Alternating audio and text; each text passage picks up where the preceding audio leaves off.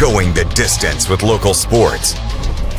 This is the X Sports Network. Arts, crafts, stationery, journals, books, educational toys, wrapping paper, devotionals, greeting cards, and much more can all be found at Paper and Thread in downtown Lawrenceburg. Shop local to find the perfect gift or have a custom gift basket made for just the right occasion. Paper and Thread has a party room now available for birthdays, classes, and so much more. We could go on and on about all the neat things you'll find at Paper and Thread, but you just need to hop in your car and head down there. 106 North Military Avenue in Lawrenceburg is where you'll find them and discover what makes Paper and Thread awesome. That's Paper and Thread in downtown Lawrenceburg, 106 North Military Avenue, just north of the square.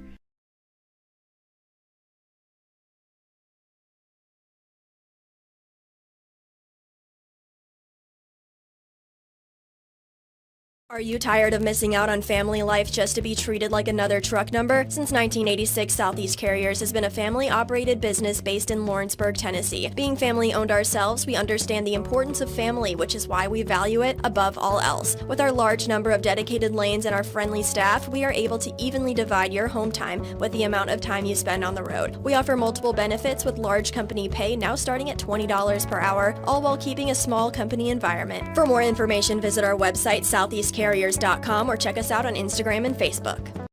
A&M Medical is Lawrence County's newest medical clinic, specializing in urgent and primary care. Practitioners Andrea Bain and Meredith Hutton bring years of experience and compassion to keep you and your family healthy. A&M Medical features a separate well waiting room to meet your needs. Visit today and ask about A&M's weight loss program and telemedicine services. That's A&M Medical, located at 2367 Highway 43 South in Leoma, Tennessee.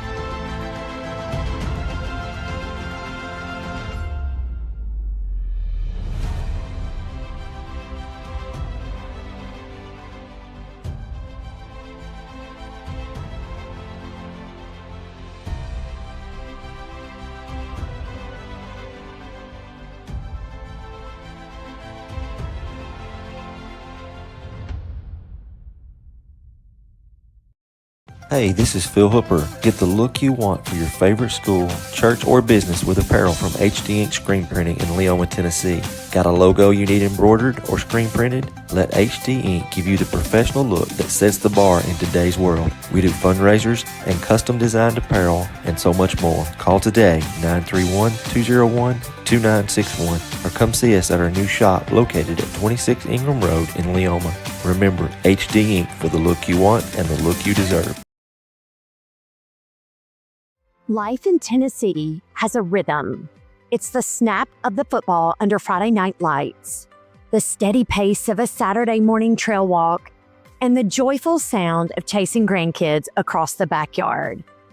But when a joint aches or an injury slows you down, that rhythm breaks, and that's where we come in. At Southern Tennessee Bone and Joint, our mission is simple: getting you back to moving. Led by board-certified orthopedic surgeon Dr. Paul Thomas, along with physician associate Melanie Durham and nurse practitioner Chaley Brown, we provide the specialized care you need right here at home. From the young athlete dreaming of the big leagues to the weekend warrior refusing to quit, we see you. Because to us, you're more than a patient. Our highest honor is using our talents to take care of our friends and neighbors within this community. Trust the team that's invested in your recovery. Southern Tennessee Bone and Joint. Let's get you moving again.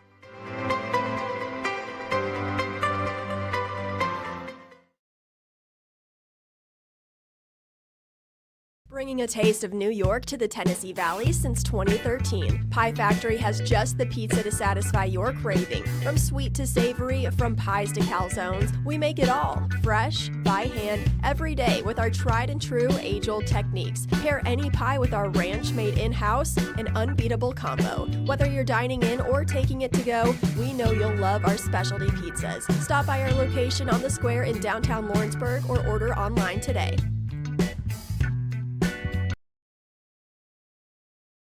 Choose Keaton Services Group for all your outdoor needs. We provide pressure washing, soft washing, lawn care, and landscaping to residential and commercial customers. Call owner Jackson Keaton today to schedule your service. Licensed and insured. Welcome to Mid-South Barn Dominiums. We realize there's a lot of options when it comes to finding a builder for your next home. Here at Mid-South, we understand that customer service, quality, and selections are very important. It's a very large time, money, and an emotional investment, and we're here to listen and care. We realize the kitchen's the most used and abused room in the house. Our cabinets are locally custom made from Sanderson Cabinets out of Lawrenceburg. They're real wood, poplar or maple, whether you paint or stain. All comes with slow close hardware and many pull-out different style options to choose from.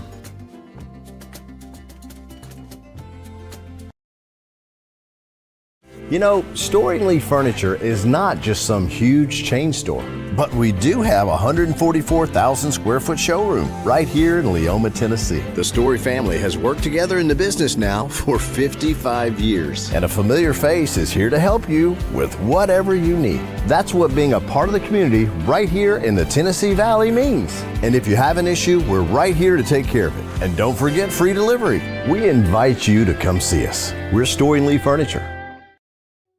From our humble beginnings to today, Parks Lumber Company has continuously served Lawrence and surrounding counties for over a century.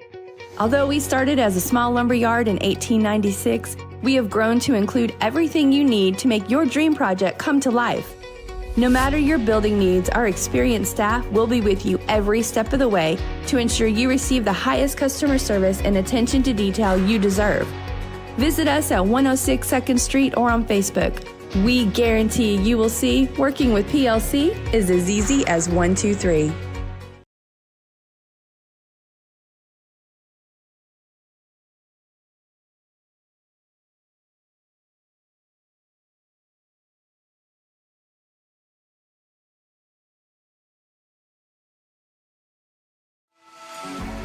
For decades, First Class Charter has provided high-quality motor coach transportation services to the Tennessee Valley.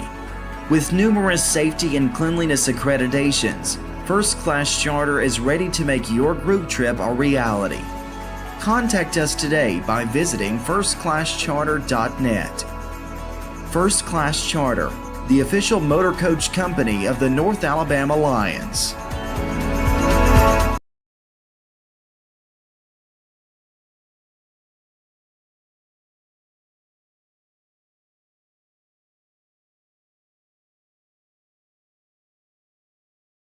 Did you know that Resource MFG, an employee bridge company in Lawrenceburg, is the first and largest national manufacturing staffing company? They work alongside the top plants and facilities in the area to provide you with job opportunities in production, quality, maintenance, supervision, and all levels of management. Resource MFG has positions open right now to meet your needs today and a full staff ready to work with industrial partners to grow opportunities for this generation of workers and the next. Reach out today and start your employment journey with Resource MFG.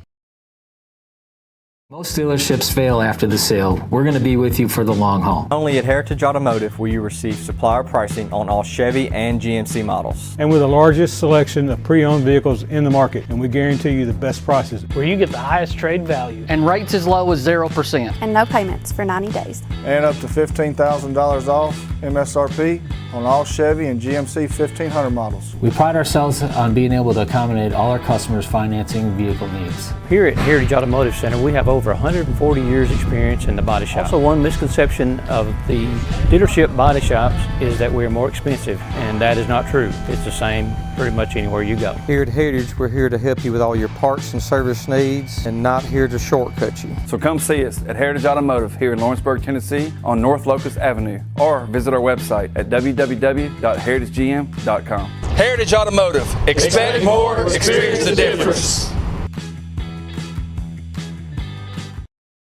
And we're back out here at Tom Cruise Field, game 2 of the 5-inning doubleheader between the Lawrence County Jaybirds and the post 60 team from Pulaski. Michael Marks, Cade Schultz here as Logan Mays on the mound, getting us underway with a first pitch ball to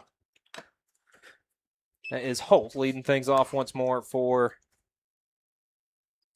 that post 60 team. Low and away for Logan, then come back middle. Swing and a miss by Holt, and now falls down 2-1 to Holt. So look at Logan trying to get back in the zone here with probably a heater, if I had to guess. And Mays, lefty with a nice fastball, just misses outside. And now 3-1 to Holt. Holt went 0 for 1, a ground out and a line out. And swung it through and missed on the fastball. 3-2 count now to Holt. Very good, solid player for post 60 in the Giles County Bobcats over there at Giles County, and gonna get Hope to pop it up to third baseman, Michael. Yeah, good first out. Goes down is Holt. And good first out there for Logan Mays. Again, that was the district pitcher of the year in this district, so it's a guy that many of these post 60 guys know very well. And I'll bring up Hudson Nivens, 0 for 2 in game 1, strikeout to pop out. We'll go lefty righty to face Mays. And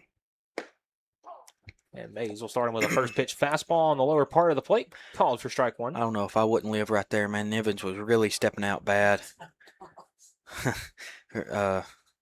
See what Mays does. 0-1 and goes upstairs with the fastball, gets a foul tip. 0-2 the count. 0-2 the count. And a bit of a different lineup for the Jaybirds, at least in the field. You got Caleb Lowry, Dalton Crowell, Brooks Durham, Gabe Hedrick, Cason Landtroop, Harrison Wiley, Truett Waller, Case Chapman, Tate Moore, Cutler Tennant, and Asher Emerson is the lineup for the Jaybirds. Again, have most of those older guys in the game to start. Same lineup once more for post 19, and a big swing and a miss right there. Yeah. Down goes Nivens as Mays fans him with that nice fastball he's got. And this matchup we're about to see here will probably be the one of the night just to watch as this game carries on here between Logan Mays and McLemore. McLemore, if we remember back to that last inning of the past game, McLemore hit Mays on the first pitch of that bat up and in. Good point. And two very good ball players here. I was just going to mention they're probably they were probably first team all district caliber players. Yes, and will be this sure. upcoming year. For sure. Mays starts in with the first pitch fastball inside for strike 1. And McLemore, big lanky shortstop. And he'll take that next pitch upstairs. He'll miss for ball 1. Again, I remember McLemore being one of the guys that would come over here and play Babe Ruth ball during the summer. So he's very familiar with this area, very familiar with a bunch of these guys. For sure. The 1-1 pops that one up, and it will get foul out of play. And he'll stay alive, but 2 strikes for McLemore. Yeah. Able to get a piece there in the post 60 shortstop was, but now he's down in the count, so he's going to have to battle it here. No choking up, nothing like that, so we'll see what happens. And Mays went inside, tried to brush him off the plate a little bit, 2-2.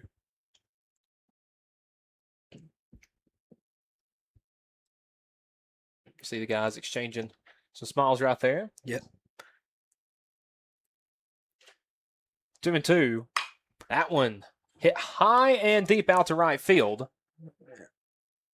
And it will be brought in by the right fielder for out number 3. So a good 1-2-3 shutdown inning from Logan Mays on the mound.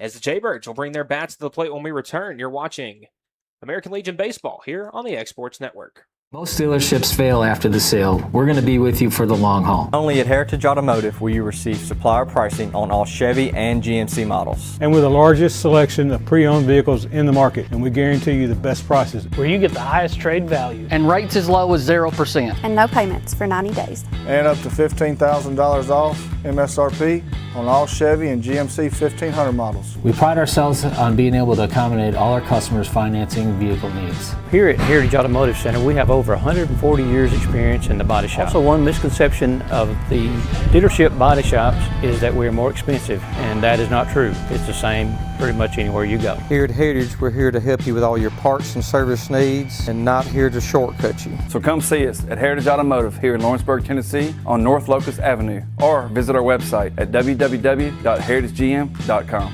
Heritage Automotive. Expect more, experience the difference.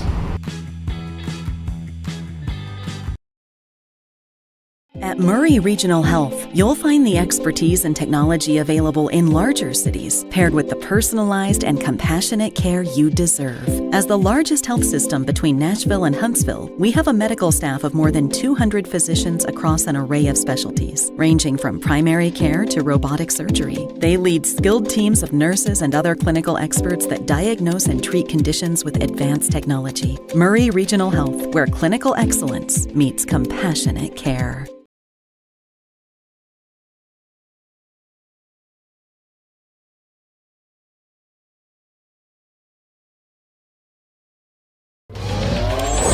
Going the distance with local sports.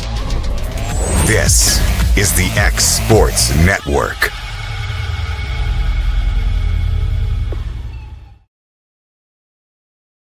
And we're back here at Tom Cruise Field, getting ready to go in the home half of the first inning. A really good job on the mound by Logan Mays, fanning the post 60 order. 1-2-3, got a couple of pop outs and a ground out. And it will be 1-2-3 for the Jaybirds to lead things off. Caleb Lowry, the center fielder, followed by Dalton Crowell, the shortstop, and then Logan Mays, the man on the mound, will be batting third. Brooks Durham will follow him, followed closely by Gabe Hendrick, Kason Landtroop, Harrison Wiley, Truett Waller, Case Chapman, Tate Moore, Cutler Tennant, and Asher Emerson to round out the Jaybirds lineup. Yeah, several younger guys in here, Michael. I'd say I remember a lot of these guys from that Kaufman team that had such a good year this past season. But also, you got Mays in there, you got Durham in there, you got a few upperclassmen in there mixed in as well, so that's good. And so you got Wiley, Chapman, guys that played some big outs last year. For sure. As Case Daly, the righty on the mound, will get things started for Giles County, reporting for post 60. He was a big arm for, was just telling you during the commercial break that, you know, the one game I called that he pitched through a 7-inning shutout against Loretto, and goes with a fastball on the outside corner right there on Lowry. Two fastballs, about the same spot, but 1-1 count. 1-1.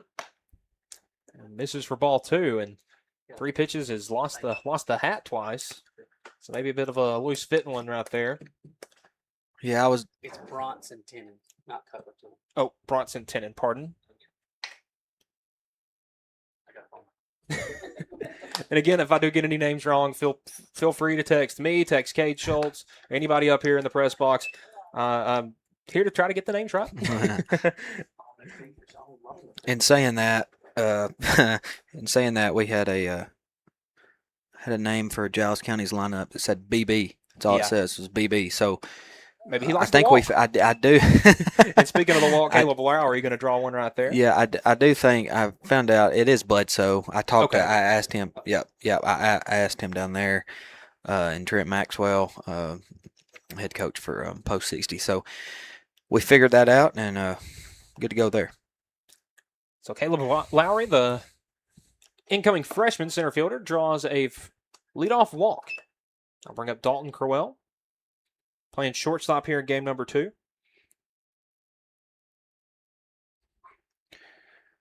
Yeah, just going smoothly for the Wildcats so far. Got a runner on, leadoff walk. I know you're only one batter into your lineup here, but hey, if the leadoff man in the game gets on, that's always a good sign. I would say you got to feel like that's a good sign. Yes. Going forward.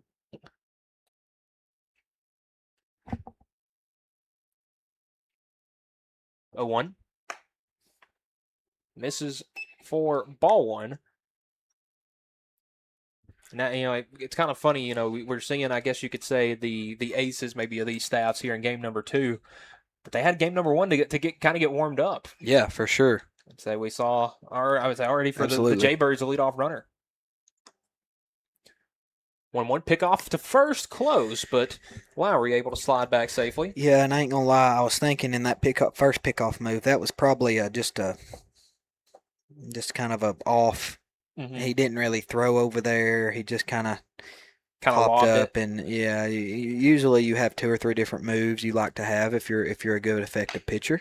And that one to the left side, over to the third baseman, over to second for one, on to first. They'll hold, and just the one out. Nabs the lead runner in Lowry. So Crowell will reach on a fielder's choice. That'll bring up the starting pitcher, Logan Mays. Mays reached twice in game number 1 at a single, was hit by a pitch, scored 2 runs in the game, and was actually the winning run. That one misses outside, ball 1. And again, we talked about Mays with the arm, but again, if the bat can arrive this year and be anywhere near as productive, I mean, that's a dangerous player right there. For sure. Daly quick pick to first, and the throw just a bit off. I think he probably had him there, Tom. Yeah, wrong side of the bag. Wrong side of the bag there, but good pick. And for it to be a righty as well. Right, and how it's looking, McLemore's playing back. He's playing the grass. You got your second baseman up in double play depth.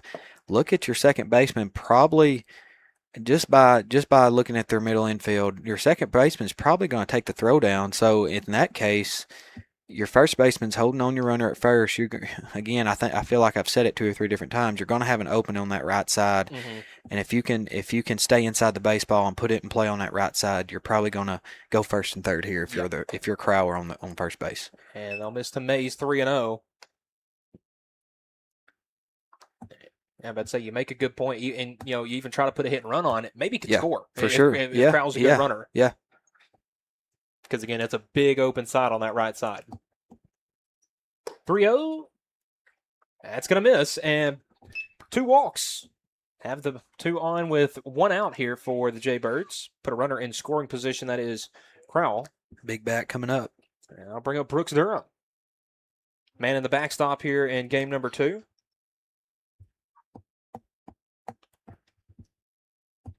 Looks like we're going to have a runner here. Oh, lost his play card. That's Jack Emerson right there, coming in to run for Logan Mays.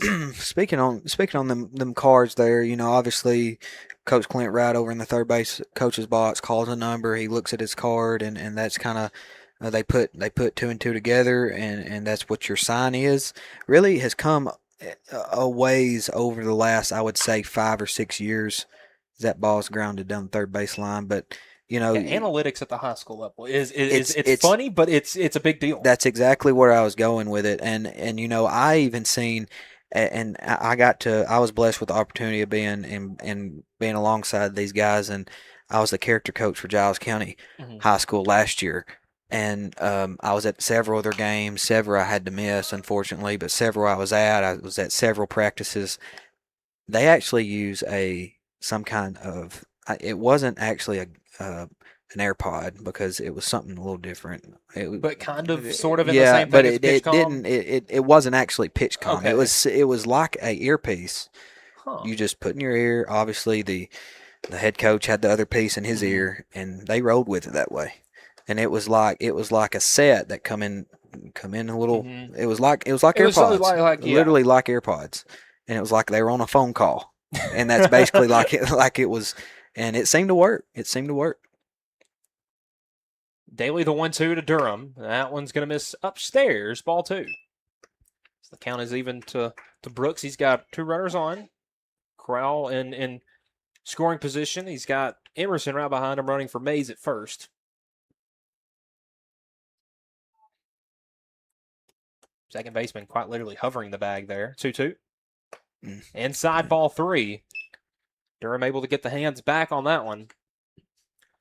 And the count is full. Do have someone down there, and I noticed. I think after the leadoff walk to Lowry, they sent those 2 down there to start throwing for post 60, and just in case Daly has a rough start. And listen, he may be able to get a double play and get out of the inning right here. But 3-2, that one's going to miss behind Durham. About hit the bat. Yeah, it was close to being a foul ball right there, but that's going to load the bases up, and Lawrence County yet to get a hit.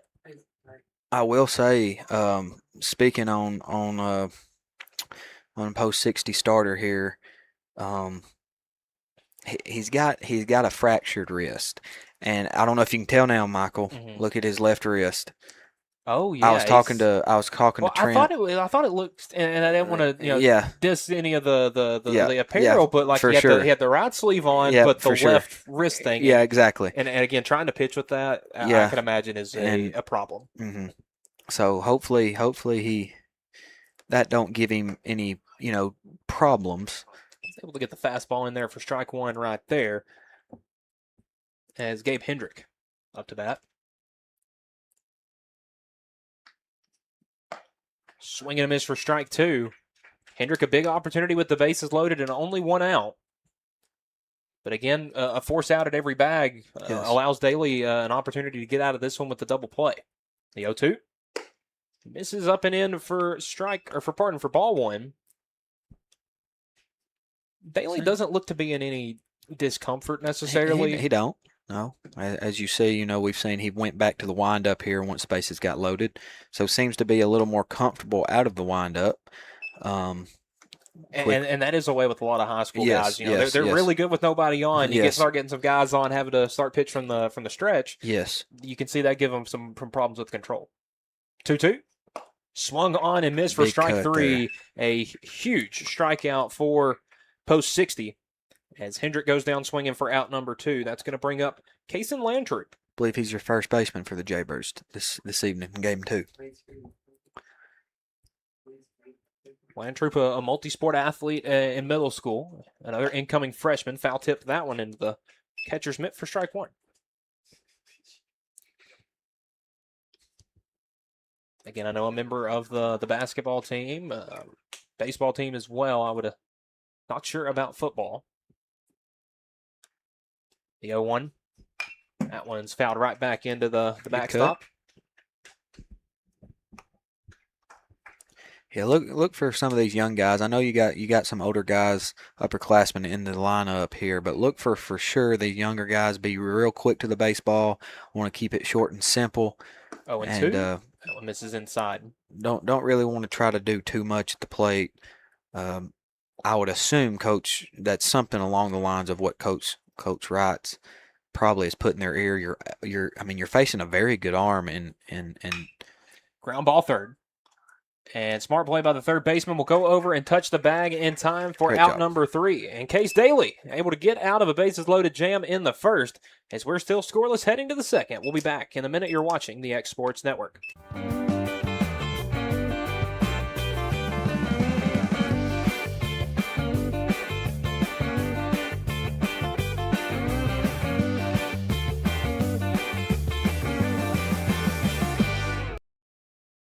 Looking to buy or sell in Lawrence County, Tennessee? At Corbin & Company Realty, we know this place because we live here too. We are locally owned and deeply rooted. We treat you like a neighbor because you are one. Trust the team that does local best.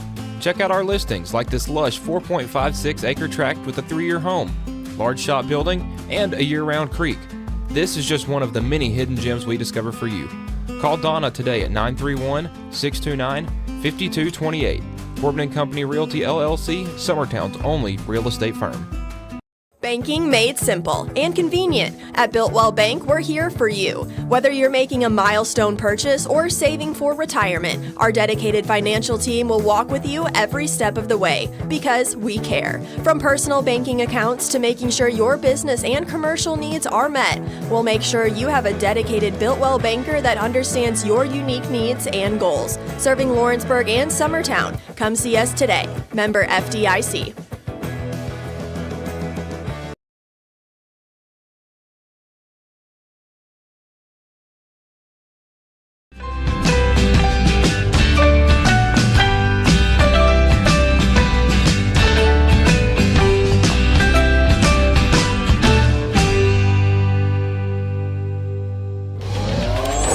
Going the distance with local sports. This is the X Sports Network.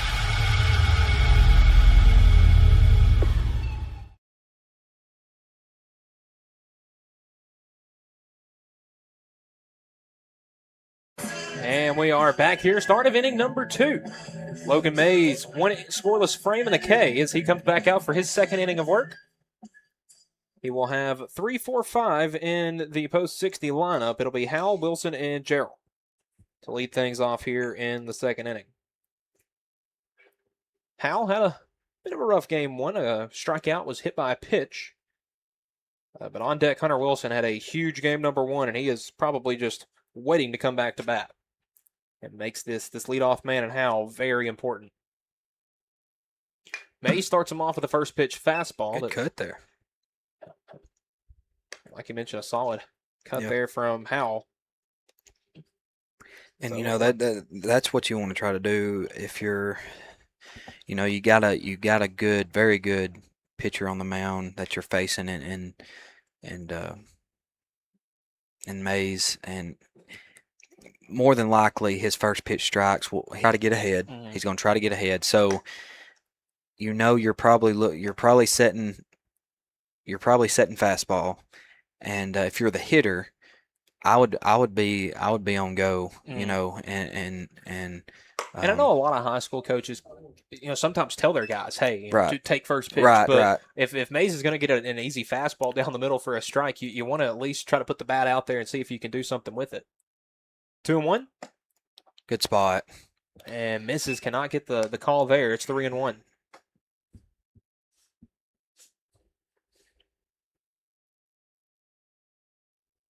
Three and one. Swung on and missed for strike 2. A big hack there from Howell. And the count is now full to the leadoff man for post 60.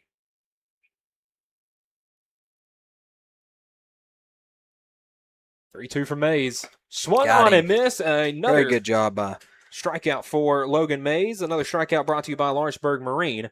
And the leadoff man down here in the second. Yeah, great job.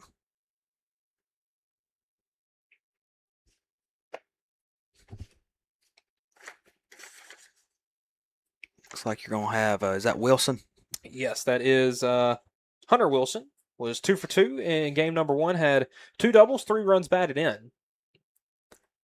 And fortunately for the Jaybirds, nobody on for him to bat in right here. He'll give the first pitch a look and let it pass for ball 1. And Wilson wasn't necessarily coming up first pitch swinging. He worked a couple of these at-bats. 1-0. And breaking ball, didn't get much break there. Goes over the head of Durham. It's 2-0. Yeah, now and if you're Hunter Wilson, you got a 2-0 count. You're sitting fastball here. And gets said pitch, but we'll let it pass for ball 3. Yep. And again, this was something that kind of plagued Mays there at the end of the year. Right. Was maybe a lack of control. Had some walk issues, and right. Has a 3-0 count here to Wilson. But again, you'd almost be okay with walking the guy here. And we'll do just that on 4 pitches. Wilson will trot down to first and be the first base runner of the game for post 60. As Owen Gerald coming up to bat. Yeah, I hope. He really seeming to be hitting that outside corner pretty well, or was in the first inning, and then early at bats, first couple at bats, even in that bat that at bat there to Wilson, but the umpire just wasn't seeming to get the call. So hopefully, there it was. There brought it in a little bit there. Hopefully that don't get to his mind and cause him to overthink, and maybe can just change his release point maybe just a little bit, and get the ball back over the plate a little more. And he's done just that to start this Yep, at bat. Already an 0-2 count here on Gerald. Was the last of the batters to only get 1 at bat in game number 1. Had a line out to the second baseman that was flipped over to the second, or over to shortstop to end inning number 1. The 0-2. Got him. Left that one just a bit low. Maybe a changeup or a splitter out there that died off at the end. Makes it a 1-2 count.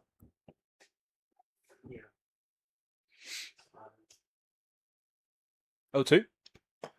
Goes to the fastball again, leaves it low. Counts even at 2. Look for Mays to be in the zone here for sure. Or wants to throw a strike here, no doubt. Don't want to fall into 3-2 count. And got his swung on man. and missed right there. Gerald tries to take down the outside fastball. That is the third strikeout for Mays. Again, once more, another strikeout brought to you by Lawrenceburg Marine. 2 down here in the second.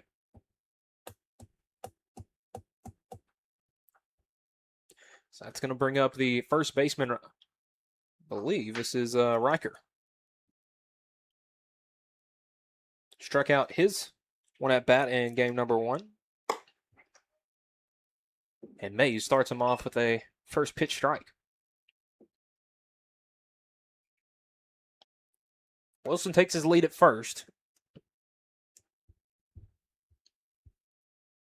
Mays eyes the runner. Comes set the 0-1. Swung Good on pitch and missed there. for strike 2. Great job. So Mays, as he has done for a majority of this start so far, is getting ahead in the count early and putting his hitters in 2 strike counts. 0-2.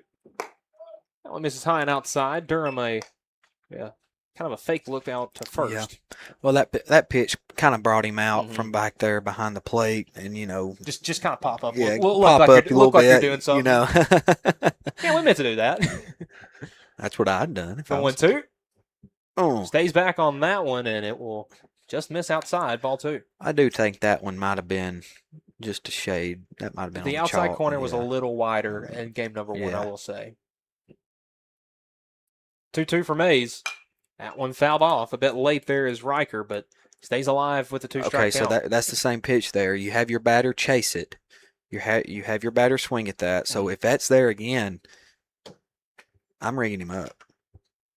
Since you know your batter offers at that. If your batter takes that, then I'm sticking. Then if I'm umpire, I'm trying to think as umpire here. Yeah, I don't know. yeah. I've never, but So 2-2 count. Again, Riker only 1 at bat in game number 1. It's only his second plate appearance of the day. 2-2. He'll take that one. Ball 3 as Mays left the fastball a bit up. And Mays in jeopardy of walking his second man of the inning. And you see Wilson takes his lead at first. 3-2. That one misses the outside corner. And a 2-out walk to Riker puts 2 on for post 60, and that will bring up Parker. Rounded out to the third baseman, his first at bat. That was back in game number 1.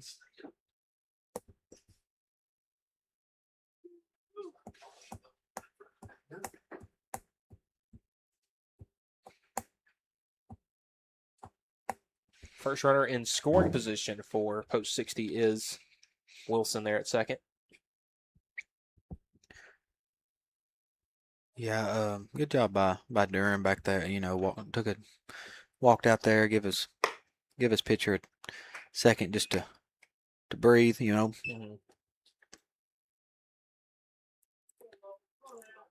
This is with the first pitch to Parker. Hopefully Logan can settle down and get his man here. And gets a strike on the outside corner right there. Counts even at 1. All right, so he got that call. I'd be willing to bet he's probably going to go back there. Maybe not next pitch, but maybe the 2-strike count. Does go right back with the fastball. And no need for a strike call there. Swing and miss by Parker. So Parker's going to probably choke up here and try to just put the ball in play. Yeah, if I'm Mays, probably going off speed to mess up his timing right here. 1-2. Just blows the fastball right by him. 3 strikeouts in the inning for Mays. Does strand 2 base runners via the walk. And we're still knotted up at 0 as we head to the home half of the second inning. That will be next when we return on the X Sports Network. In 2018 and again in 2022, you elected me to be your sheriff. You elected me to lead with experience, fairness, and accountability. Since then, I've worked every day to defend your individual rights, protect your families and your property, and use your taxpayer dollars responsibly. Focused on results and committed to doing the job the right way. I'm proud of what we've accomplished together. Supporting and training our deputies, being tough on crime, fair with citizens and implementing effective jail programs. I'm a working sheriff, a constitutional sheriff, and I'm committed to continuing the job that you've trusted me to do. There's a reason owners Tyler and Cindy McDowell chose the name In Service for their towing business. They did because it's their goal to be in service for you on the day that you need them the most. In-service towing is now known far and wide for their response time because minutes matter when you're broken down, or their 24/7 availability. You can call them anytime for service. Their professional team with years of experience and their fairness, plus their know-how in dealing with the unexpected.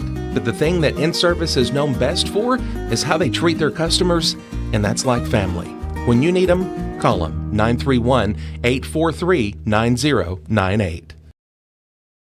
It's never been easier to buy a used car thanks to Prime Automotive Lawrenceburg. We believe in fair prices, superior service, and treating you right. Our friendly staff makes sure of it, helping you find the car you deserve, priced to fit your budget with financing options available. We're always getting new arrivals, making it easy for you to find what you need. Stop by for a test drive Monday through Saturday, 9 to 5. We're located at the old Shoney's building on North Locust Avenue in Lawrenceburg, Tennessee.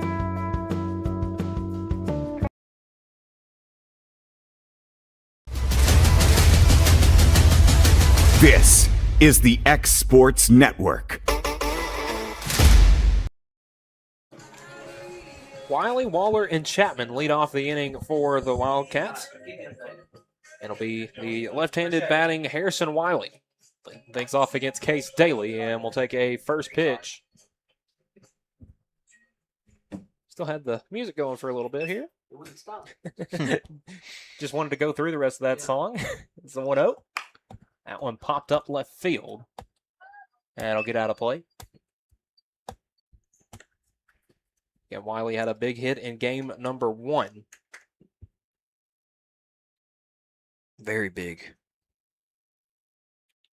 Line shot over third baseman's head there to tie the game. Good cut. 1-1. Fouled off there. 1-2. Turned out to be a nice evening. All Michael. things considered, Yeah, all with the things storms considered. coming in, How- and I'd say you showed me that picture of the field conditions here earlier. It's a miracle we're playing, I would say. Right. And Wiley shoots that one right at the third baseman. That's McLemore over there at the hot corner. Out number 1. Yeah, real quick. I think that's Jarrell over there at third base. McLemore's at short. That may be a 3. I would say my vision in this old age of 22 is really Yeah. good to me. Yeah.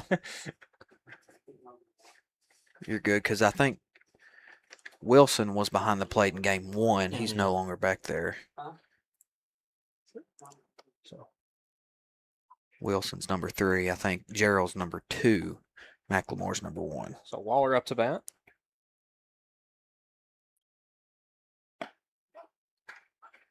That one in there for strike 1. That is, I believe, Bledsoe behind the dish for post 60 here. He don't know it, but he was unknown for a while. OBD. The 0-1. That one misses ball 1.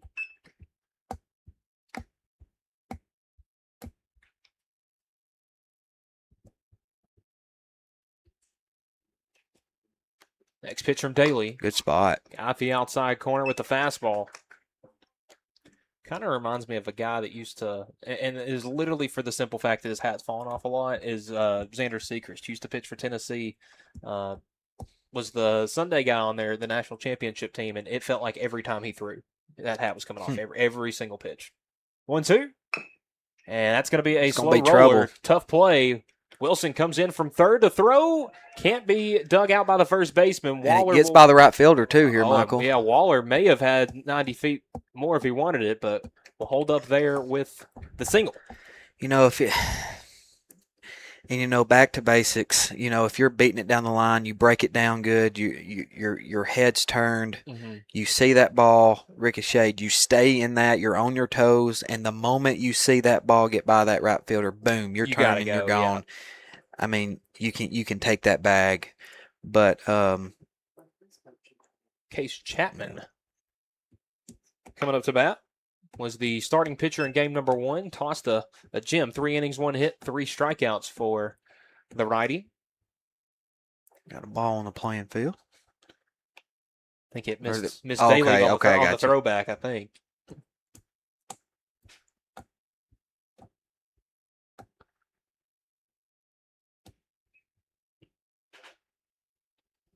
We'll see what Chapman elects to do here on the 0-1. Goes swinging there. 0-2 the count. Front side pulling out just a little bit there. Caught that ball just off the end of the bat, and he's up. If I'm Daly, I would put my confidence in my catcher here. Maybe I wouldn't spike one. I don't know, but 58 foot. But probably throw something out of the zone. He went up and in. I would say went upstairs with the fastball right there, 1-2. But yeah, I see what you mean. Throw something in the dirt that's totally going to try to fool Chapman right there. You had him swinging on the first 2 pitches of AB. And again, with the runner already at first, drop third strike it's an automatic out. Right. 1-2. Misses on the outside corner, and Chapman stays alive, 2-2.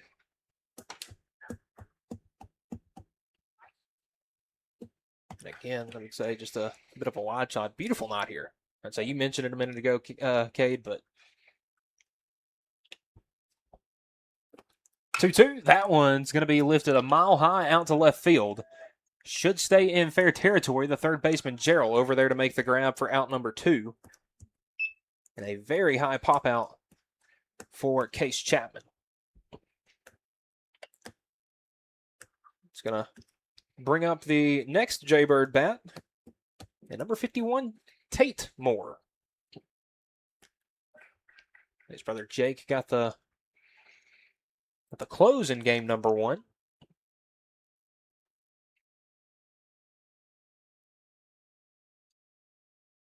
And first pitch, a low dribbler, and that will stay foul. May have ended up being a good thing there for Moore, as just again, late on. If that one stayed fair, is probably third out of the inning. Right. Just late there on the fastball from Daly. And look at Moore to have a competitive at bat, though. We watched him all through Babe Ruth, one of the better hitters in Babe Ruth League, and of course, he was at Kaufman. A good older brother. Good piece of that team. Yes. Very good piece of that team. Older brother Jake. Definitely, very good bat. We know what he can do. Yeah, right. Very good bat for the high school. So, and punch him out right there on a pitch in the dirt. Unfortunate third out there for Moore, and that will end the second inning. So both teams still scoreless as we head to the third. Here on American Legion Baseball here on the X Sports Network. At 1819, you're getting more than just an elevated dining experience here. We'll transport you to another world, a world where historic meets modern. You'll find your classic comfort staples to exotic delicacies, where unique flavors are combined to create your favorite dishes. Whether it's our locally and internationally inspired food or drink, including craft cocktails and local beers, we have something to satisfy every palate. If you're looking for your next meal or ready to host an event, discover the magic of 1819 today on the Square in downtown Lawrenceburg, Tennessee.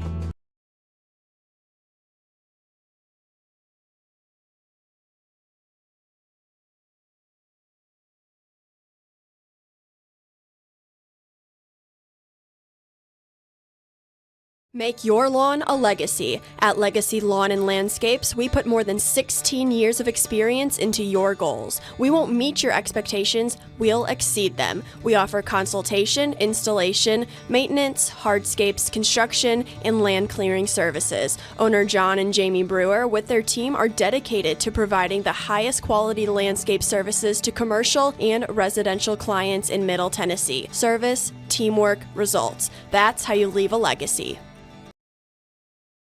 Some things just never go out of style, like craftsmanship you can trust. Since 1902, H.B. Brink & Company has been building more than homes, they've built trust.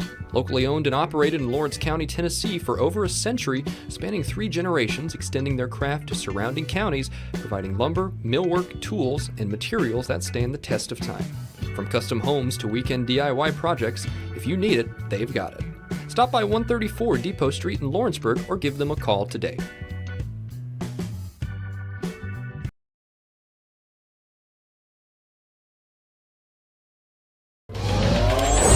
Going the distance with local sports. This is the X Sports Network.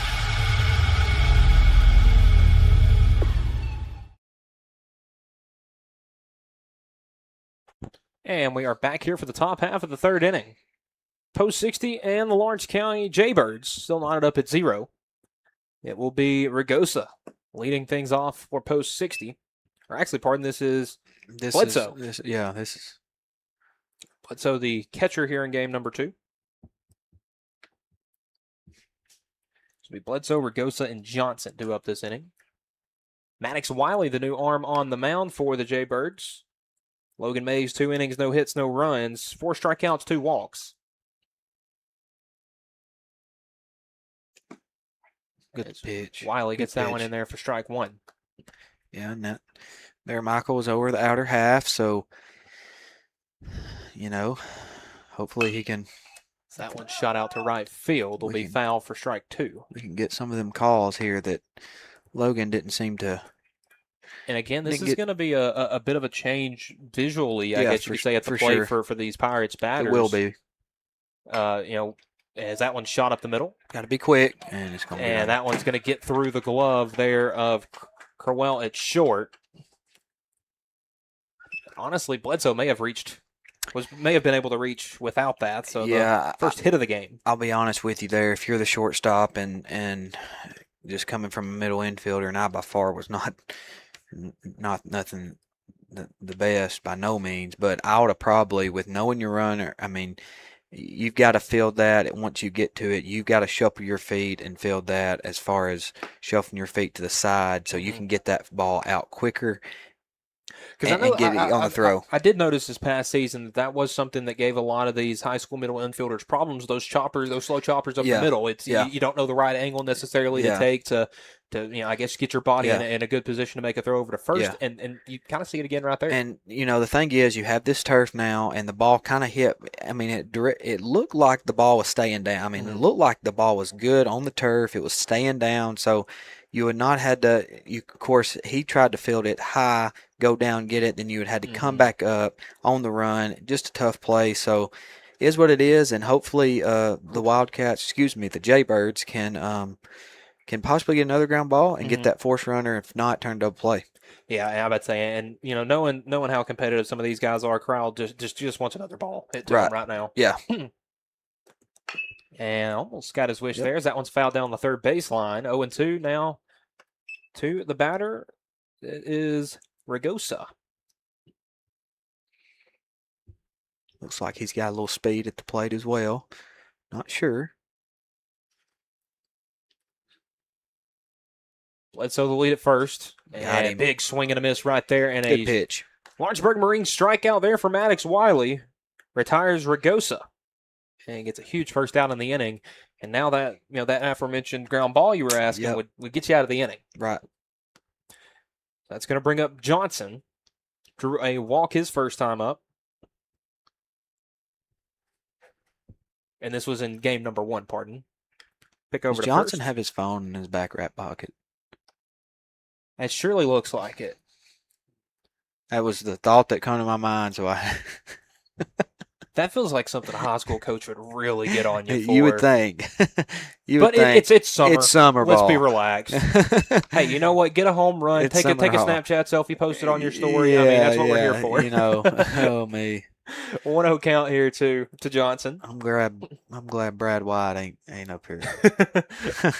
Which is the opposing team anyway, so it wouldn't matter. But and that one in the dirt. Runner taking off for second. Throw from Durham, a bit off. Yeah. Again, threw right to Crowell, but just he wasn't over there near the bag, so that's going to be You're right. I guess a stolen base for Bledsoe. And looks like we'll have a mound meeting here. Coach Wright coming out to have a mound visit. Again, all mound visits are brought to you by Green Hill Monument. Kate, do you think we're going to see an arm switch here, or just kind of talking to the youngster, calming him down? We have a lefty in the mound. I think that's Waller down there. I think we're just talking to him for now. Going back to that ball that scooted away from Brooks, you don't see that often. It was almost as if the throw was out of aggravation from not blocking that ball cleanly. Yeah, he kind of come out of there a little frustrated himself, trying to make up for the mistake, and he kind of slung around, had to do spin move there, and decided just to I'm going to. So that just from a baseball mind and just kind of that's what I saw. Because Brooks, I'm not taking nothing away from him. He's a great catcher, great handles his position very well behind the plate, but that one just happened to scoot away from him. So 2-0 count here to Johnson, and a big swing and a miss through that for strike one. Good for Wiley to see a strike in this at bat. Allows them to get back into it. Now, again, that pass ball that allowed the runner to steal second takes away the double play ball. But again, here at the back half of the order, you like to see Wiley try to work through these batters and gets another strike call there as Johnson couldn't keep it back on the check swing. And it looks like Corbin on deck for Pulaski. 2-2. Swung on and missed. Another strikeout for Maddox Wiley, his second of the inning. Back-to-back strikeouts brought to you by Lawrenceburg Marine. Yes, very good job there. Right after a mound visit. Don't know exactly what Coach Clint Wright told the guys, but good job there, bouncing back and getting his guy. And I think as a coach, when you go out there, have a mound visit, and then you can come back, see your guy get the strikeout that at bat, it makes you feel like a visit well worth. Yes, for sure. As Corbin fouls that first pitch off. Something I noticed, and I notice several things, Michael, as I watch now on this side of the fence. But as I see the umpire behind the plate, as he's calling these pitches now, he's just kind of standing up. He's not getting down. And so will that affect his zone maybe continuing in this game? It could. Oh, and I saw a couple of umpires this year that would get a little bit too far to one side of the catchers. They'd pick a shoulder kind of, and that would impact their zone inning to inning. Exactly. 0-2 count here to Corbin. Wiley. That one shot out to left field. Left fielder coming on and can't make the grab. We're going to have a play at the plate. The throw a bit high and post 60 on the board, but Corbin got a little overzealous trying to take an extra 90, and that will end the inning, but not before a run gets on the board for post 60. So as we head to the home half of the third inning, it is post 61. Jaybirds still scoreless. We'll be back in a minute. You're watching the X Sports Network. Got primary care? Find your way to better health with primary care by One Stop Medical. With decades of combined experience, you'll find a one-on-one relationship just like the old days, but with the convenience and technology of today. When One Stop Medical does primary care, it's the best. Call today for an appointment and find your way to healthy living. Serving Lawrenceburg, Pulaski, and Hohenwald. Phone 931-244-8220. Primary care by One Stop Medical at its best.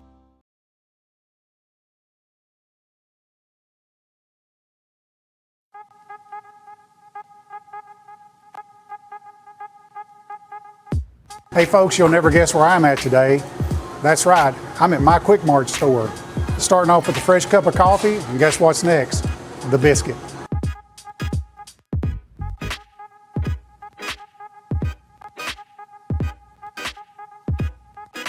That was quick and easy, and I'm ready to start my day. Head on over to your favorite Quick Mart store and start your day out right. Southern Craft Manufacturing is dedicated to creating the finest quality and greatest value products in the death care industry.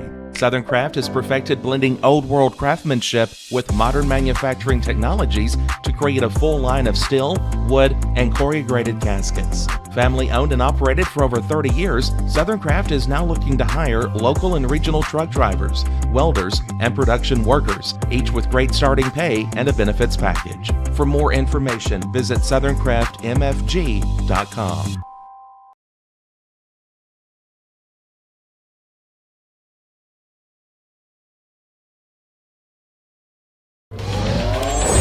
Going the distance with local sports. This is the X Sports Network.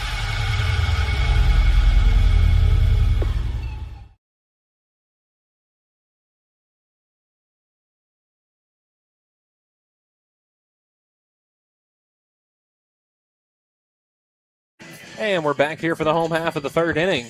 Post 60 able to scratch a run across the board before the third out. And the man on the mound, Corbin, was able to get that RBI single, was thrown out going for second on that play. But again, did get the RBI and now has a chance to back it up on the mound.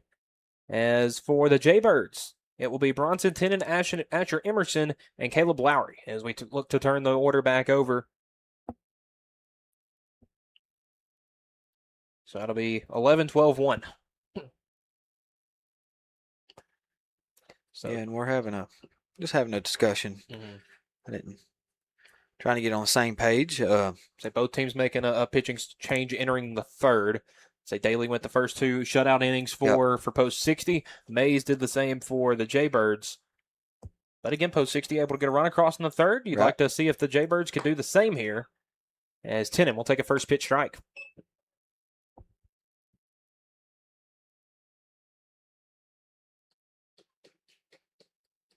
The 0-1 from Corbin. Swung on, chopped foul down the third baseline. Another young guy here for the Jaybirds. So I believe that's right. Trying to 0-2. And throws him right there with the breaking ball. Nice pitch right there from Corbin. It takes down Tennant.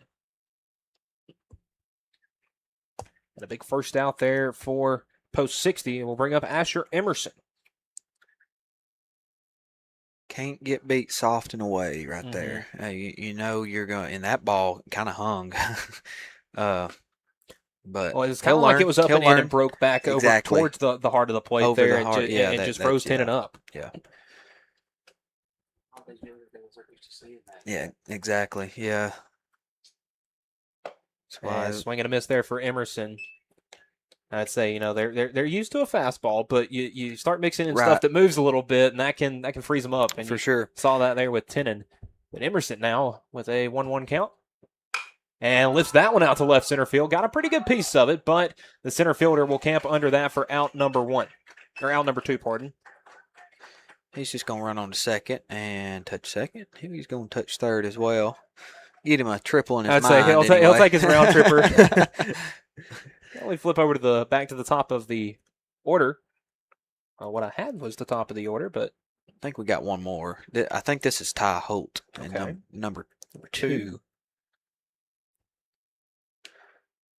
So Holt, an extra hitter. We'll watch that one go through for strike one. Slide Holt is swinging a one-piece. Looks like the DeMarini, possibly. Voodoo. That one in there for strike two. The fact that you guys can tell a bat in the dark from 30 feet away is impressive to me. I watch a lot of baseball, but I can't pick bats out. 0-2. That one swung on.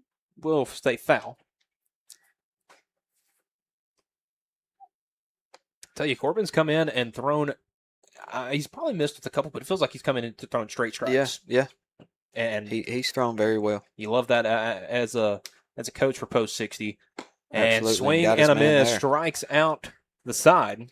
Or pardon, 2 strikeouts in the inning. Gets a fly out to go with that. But nonetheless, 3 shutout innings on the mound from Post 60 as the Jaybirds will look to shut down that Pulaski offense when we return here on the X Sports Network. When it's time to build a home, remodel, or add on, Hamby Builders is this area's experienced construction company. From site selections to floors, doors, windows, trim, tile, bathrooms, and kitchen, the Hamby Builders team can make your home the home of your dreams.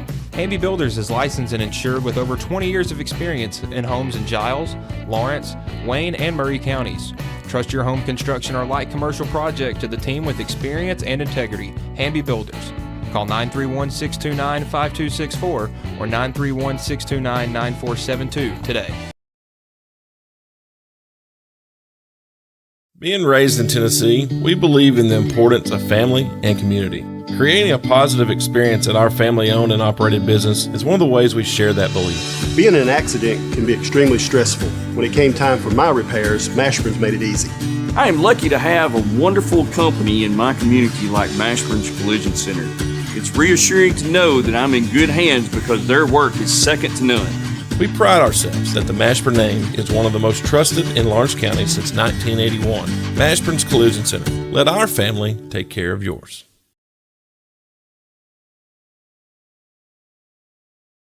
At Smith Tax and Business Service, we offer many services. Along with personal income tax prep, we also offer tax preparation for corporations and partnerships. If you're a small business and looking for some extra help, give us a shout and we'll get you fixed up.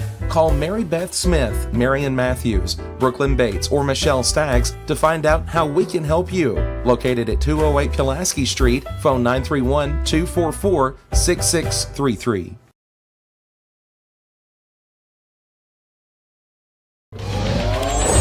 Going the distance with local sports.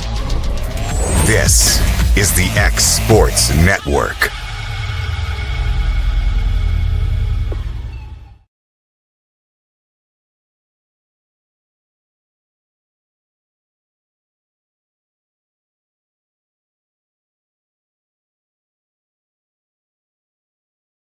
And we are back here, top half of the fourth inning. New arm on the mound for the Jaybirds. It'll be the lefty, number 6, Trenton Waller. Waller got an AB actually in this game. Had a single back earlier. Was so far the only hit in the game for the Jaybirds. Now looking to hopefully prevent some of those on the mound. But hey, I would say for the most part, really until that last play, the Jaybirds have gotten some good innings from the guys they put out there. I mean, you go back to game one, Chapman, Emerson, Moore, all did a good job. Mays started off good. Wiley ended up giving up the run, but he had a good inning leading up to that. And now Trenton Waller trying to do more of the same, as it will be Dickey leading things off for post 60. Had a walk his last at bat.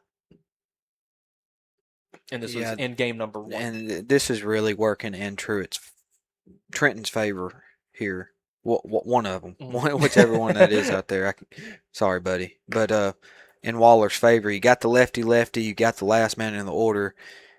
You would really like to get him out here before you face Holt, before you face Nevins. And ground ball short. Gerald, smooth field over to first in time and gets the leadoff man. And like you mentioned, Cade, getting that leadoff man was big, as we are about to turn the order back over. It'll be Damari Holt. Holt so far has been unsuccessful to reach, but kind of just makes you feel like at that point he's almost due. Right, for sure. 0 for 2 in game number 1 so far. 0 for 1 with the pop out in game 2. Has put the bat on the ball every single time. A ground out, a line out, and a pop out. It's just unfortunately hasn't been able to find any open spots yet.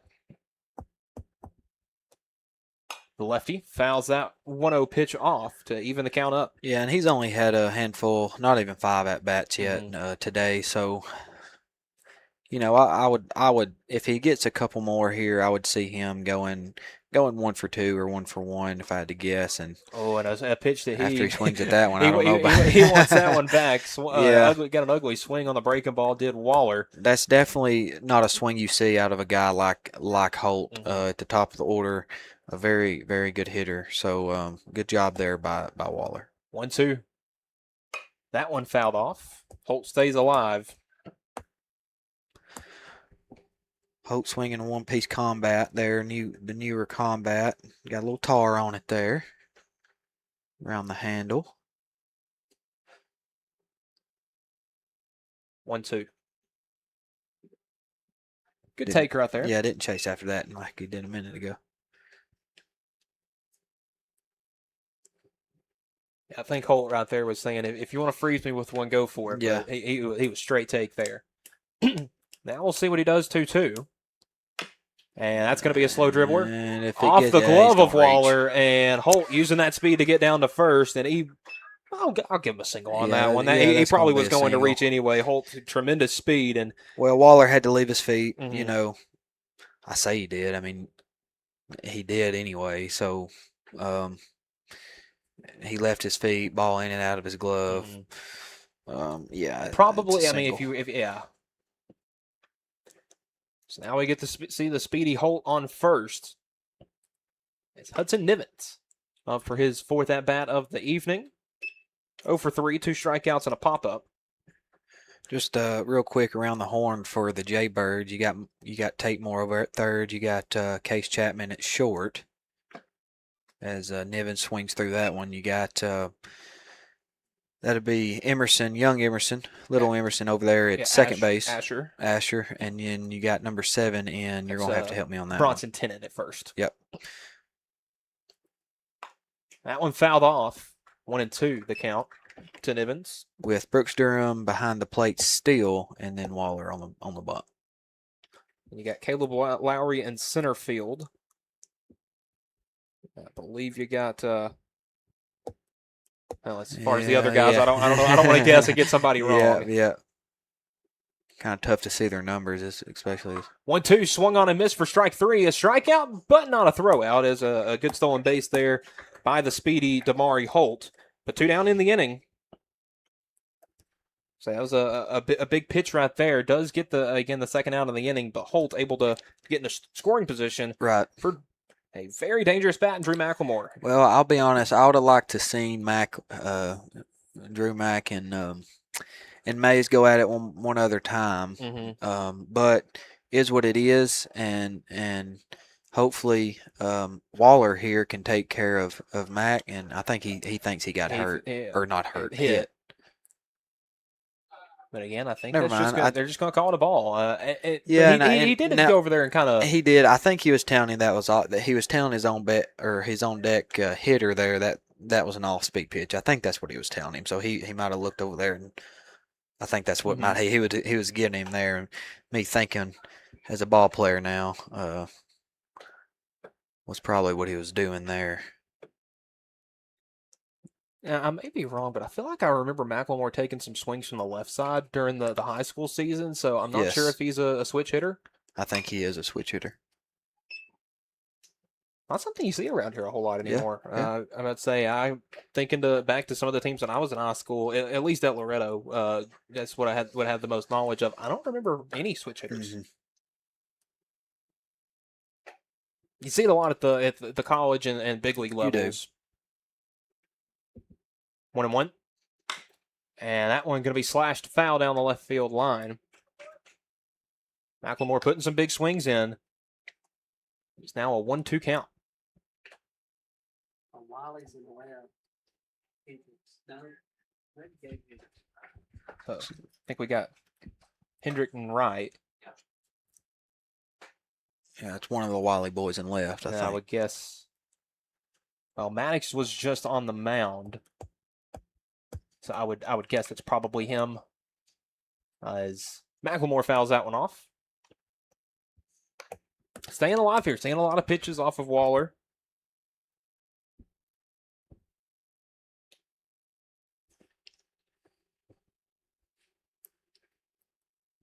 Waller, lefty, but a lot different than Mays. Velocity's a lot different. Breaking stuff will be, because of that velocity, will be different as well. So 1-2. That one a hard hit up the middle, and it's going to get through for a base hit. Chapman kind of holding the runner there at second. The throw just away from him, and Holt uses that excellent speed to come around to score an RBI single right there from Drew McLemore. And again, he had been hitless up to this point tonight. It was only a matter of time, and an RBI single doubles that post 60 lead. It's 2-0. Good piece of hitting there. In McLemore, that's all you can really say. Had 2 strikes on him, and I would say Waller was threw the barrel to the ball. I would say Waller was throwing the house pretty much at the kitchen sink. but McLemore just fouled off until he got a pitch he liked and sent it right back up the middle. So this will be Zahari Howell. He's reached one of his 3 times up so far. 2 strikeouts and a hit by pitch. As once more, both of these runs for post 60 been 2-out runs. Foul tipped that one up. Not sure. Durham not able to, or maybe was able to catch that one, just taking a breather right here. No, the ball did did get away. Yeah, ball did go away.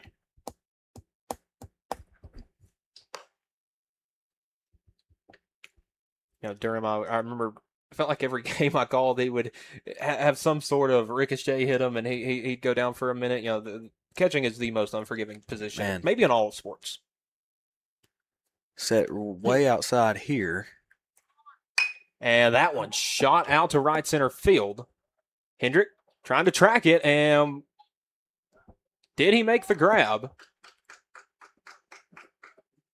He did. He did make the grab for the third out. I would say took a minute, not much of a reaction there, but a big third out on the pop out there from Giles County's Zahari Howell. The Jaybirds looking to get the offense going in the home half of the 4th. That'll be when we return here on the X Sports Network. Jack Davis Insurance, located at 201 West Gain Street in Lawrenceburg, has you covered through life's obstacles. Jack Davis specializes in group insurance for businesses and institutions of all sizes. With coverage for life, accidents, cancer, critical illness, short-term disability, dental, and vision, Jack Davis can customize a plan to meet every need. Now available Medicare plans for seniors. Contact Paige Davis at 931-492-9284 today for Medicare Supplement, Medicare Advantage, and prescription drug plan insurance. Serving Lawrence and surrounding counties since 1987, call the team at Jack Davis Insurance today at 931-242-5225. Shop McMaster's Home Gallery for furniture, appliances, and more. And shop quality, shop convenience, shop service, shop local. A family-owned business with a long history of serving the region. We're a one-stop home furnishings destination. We feature brands you know, competitively priced, backed by professional installation and service. You can trust that we'll take good care of you before and after the sale. For your home, shop smart. Shop McMaster's Home Gallery today. Make your property rock and roll with services from G&S Excavating, specializing in white sand, compost, mulch, topsoil, landscape gravel, and steel landscape edging. Turn to the pros who know how to make your project shine with years of experience. The best part is they're locally owned and operated. Choose from a vast selection of mulch and rock from their conveniently located facility at number 3 Valley Road in Lawrenceburg, just off Buffalo Road. Phone 931-279-3841 and get started today.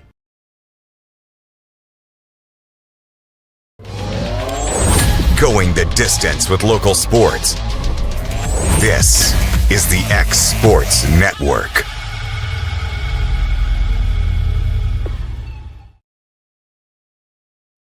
And we're back here, bottom half of the 4th inning. Corbin back out for his 2nd inning of work. Had a good inning his first time through. Saw 3 Jaybird batters, Bronson Tennant, Asher Emerson, Ty Holt, got 2 strikeouts and a pop-out. But does have the top half of the order, as it will be Lowry, Crowell, and Mays. Up to bat for really needing these guys to do something right here, produce for the Jaybirds if they're going to have a shot in this game. Of course, they got 2 innings left, but would really like to pick up a run here. Yes. And after that first inning where they strand the bases loaded, only one more base runner so far in the next 2 innings for the Jaybirds. So, again, we want the top half of that order back up, get them back on, and do a little bit more of what they did that first time around is they'll start Landtroop with the first pitch in the dirt. Or pardon, Caleb Lowry. Lowry, again, drew a walk his first time, was hit into a fielder's choice. He sees the 2-0. That one misses ball 3. And just a half inning after really only throwing strikes. Corbin starting this 4th inning off a little shaky. Yeah. See what happens here. 3-0. There he is in the zone. Finds A strike right there. It's 3-1 to Lowry. Still a hitter's count.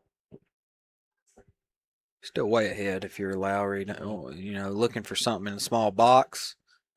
And ground ball up the middle. Sneaks through for a base hit. Good job. Good piece of hitting there from Caleb Lowry. Got a fastball low and away, sent it right back where it came from, and the leadoff man on for the Jaybirds. That's going to bring up Dalton Crowell. Hit into that fielder's choice. Was able to get to first, though, using the speed. And was stranded on third to end the inning.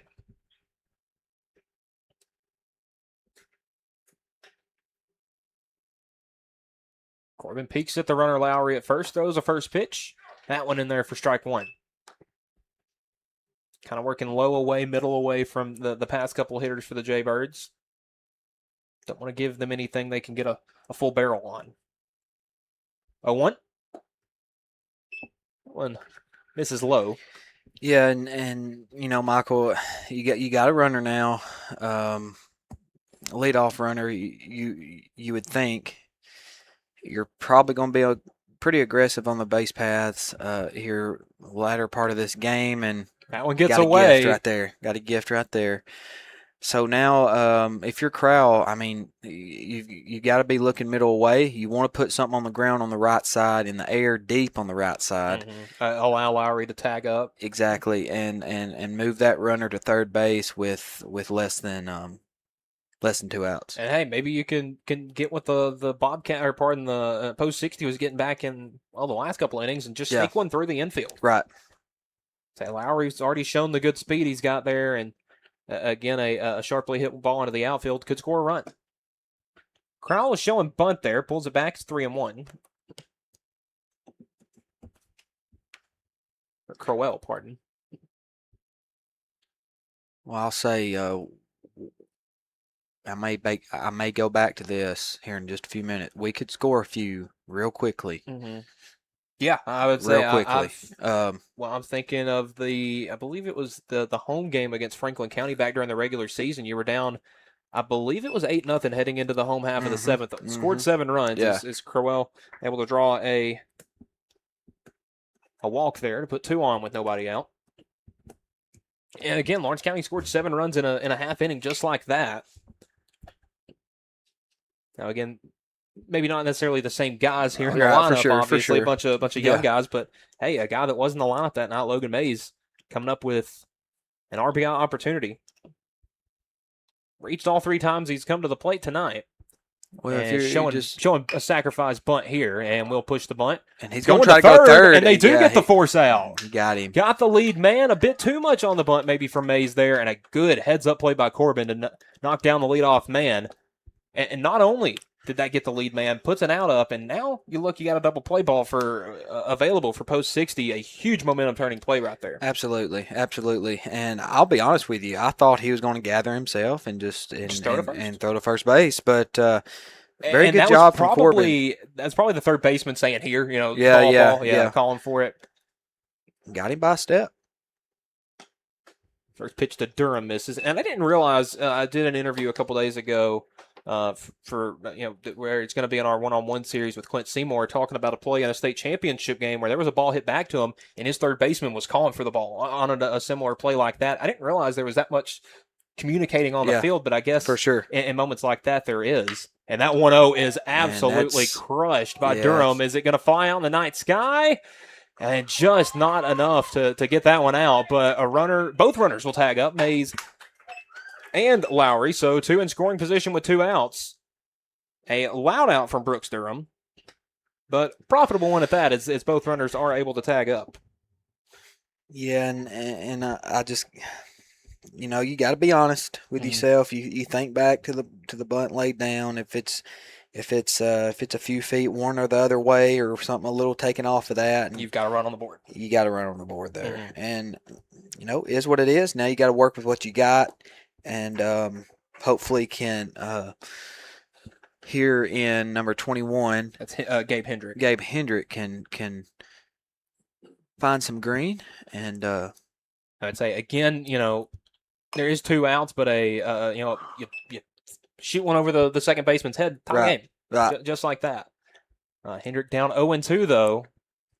So this is going to be a big battle here between him and Corbin, as the Jaybirds have a chance to get 1, maybe 2 runs here. The 0-2, that one's going to be sent high out in the shallow left center field. Center fielder calling everyone off, and will make the grab. And once more, Lawrence County strands 2 in scoring position to end the inning.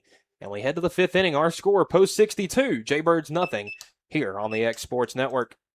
At Lawrenceburg Federal Bank, we're proud to be locally owned and operated because we're not just a bank, we're family.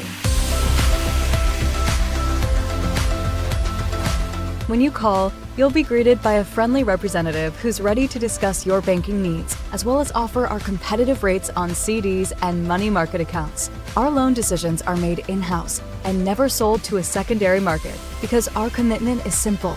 You matter to us. At Lawrenceburg Federal, we offer all the conveniences of larger banks with a personal touch. Join us at Lawrenceburg Federal Bank, where community, trust, and service come together. Flooring sets the tone throughout your home. For flooring that makes the right first impression, start by choosing us, Floored by Justin. A one-stop flooring destination. Our new location stands alone for unequaled customer service and selection. Owner Justin Story's mastery of custom hardwood inlays means every room can have a custom look.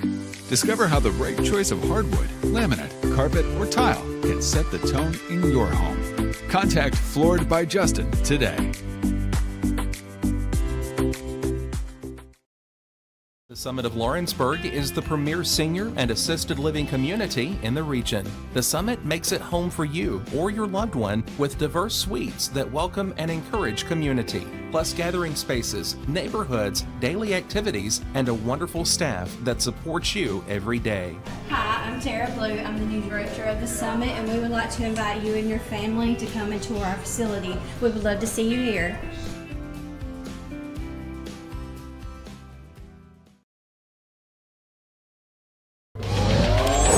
Going the distance with local sports. This is the X Sports Network.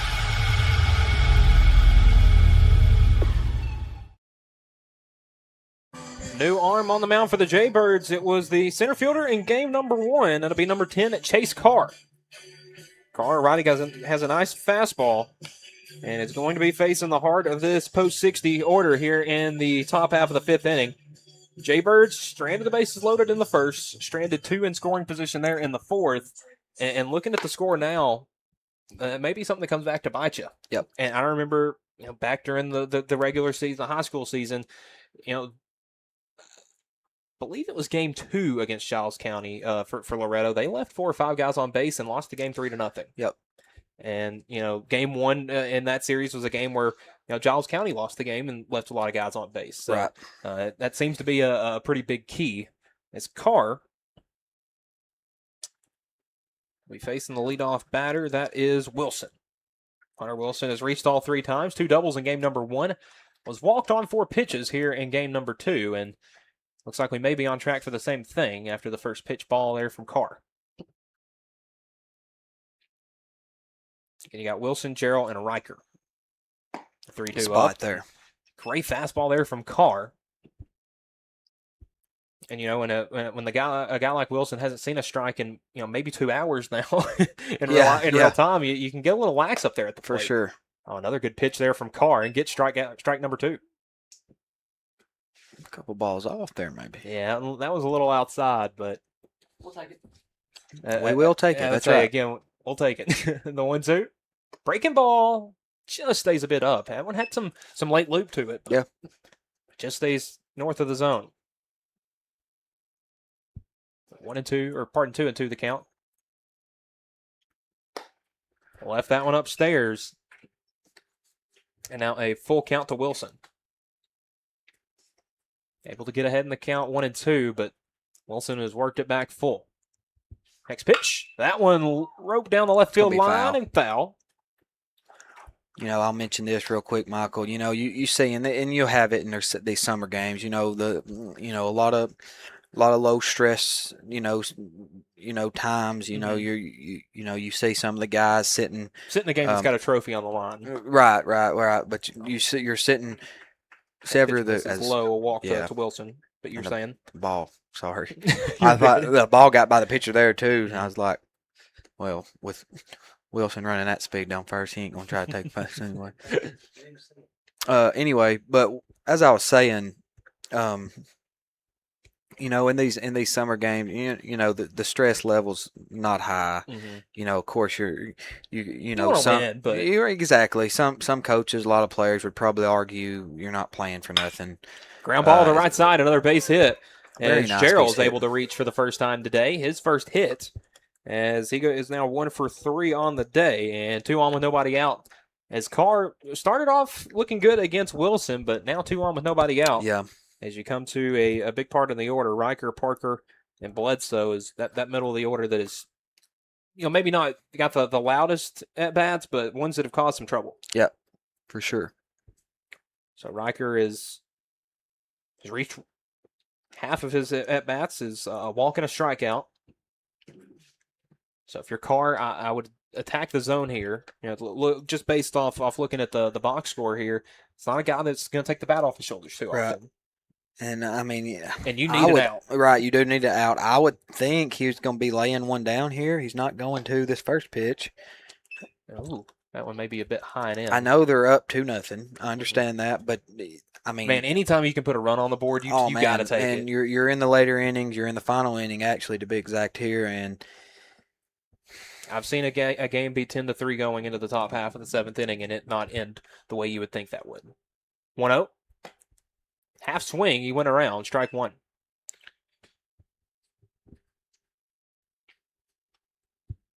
And again, I don't know if we've seen a full swing yet from Riker. Yeah, that really wasn't a. I would say not much of a winner out there. No.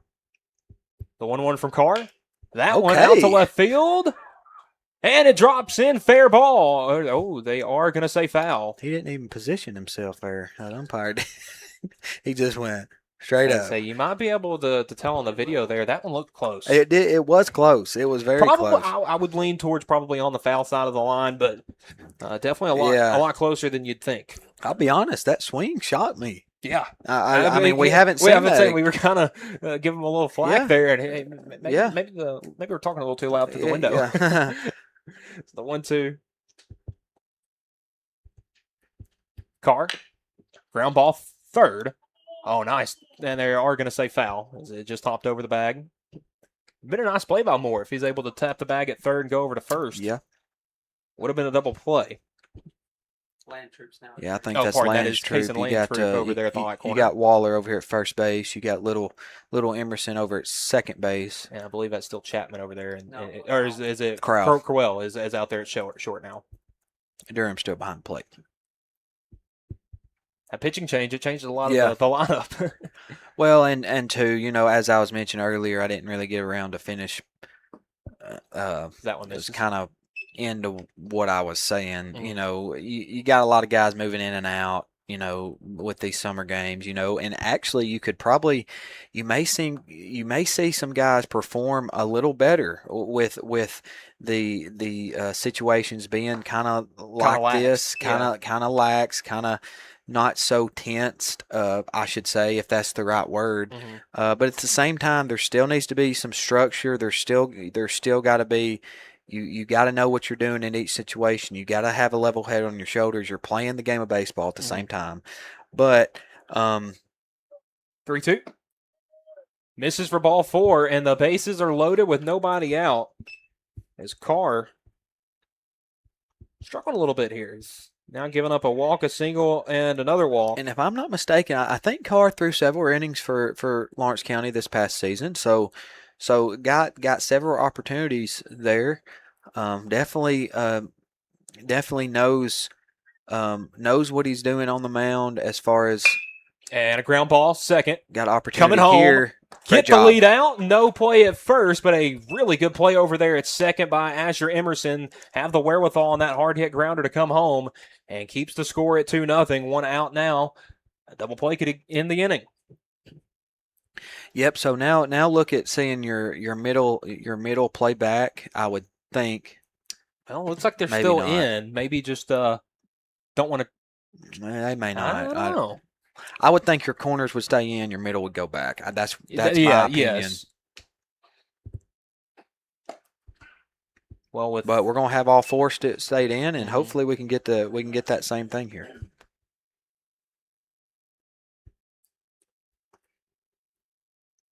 The 0-1 foul. Adds Bledsoe up to the plate. He is 1 for 1 in game number 2 as a single, a stolen base on a run scored. But again, with the bases loaded, 1 out, force out anywhere. Ooh, man. I think Durham may have been set up a little bit too far outside. He was. Umpire just wasn't going to give him that spot, but a really good pitch right there from Carr. Again, it's where the ball crosses the plate. And a big swing and a miss, drop third strike. Works out, though. Yeah. Works out. Helps you out anyway. 2 outs now with the bases loaded. That'll bring up Ragosa. He is 0 for 2 today. A ground out and a strikeout. Ground out game number 1, strikeout game number 2. Swinging and Carr. One-piece Louisville slugger, looks like. Baby blue. Starts him off with a first pitch fastball. Stays up. Ball 1. And this would be tremendous if Carr could get out of this here without giving up a run. Foul tip into the glove of Durham.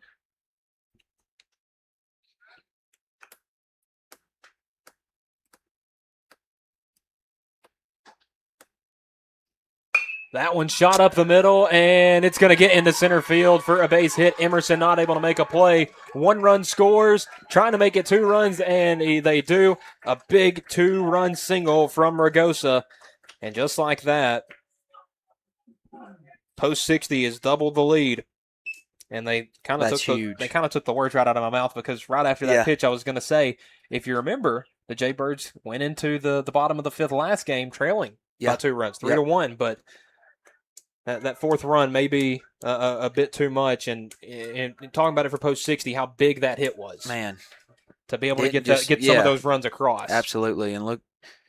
Be Johnson. I was going to say, look for Ragosa to take second here. This is the first time we've seen him on, position. But we talked about the speed he has, so maybe looking to take second here. 1-0. Johnson shoots it foul. 1-1 the count.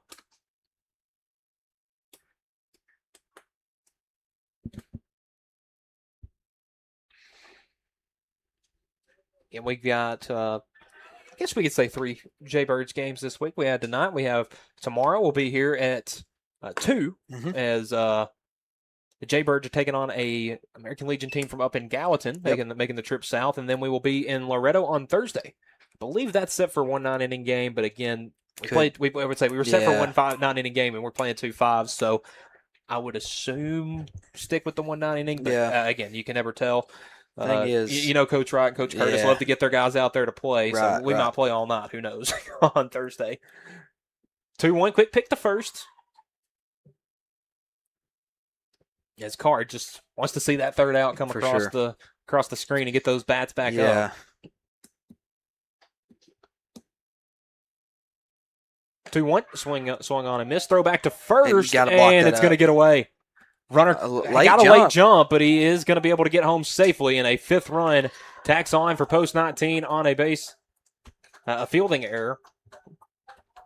And I was not a catcher, but I can't. With 2 outs, I'm not sure if that's the play I want to make. Well, you got a runner at third base.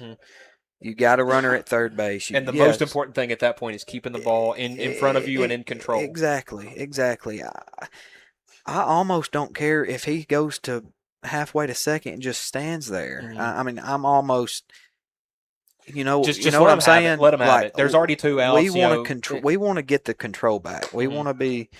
And a big strike right there for strike 3. Another strikeout brought to you by Lawrenceburg Marine will end the top half of the 5th. The Jaybirds going to be coming into the home half of the 5th trailing once again. They able to walk it off. We'll see when they return. You're watching the X Sports Network.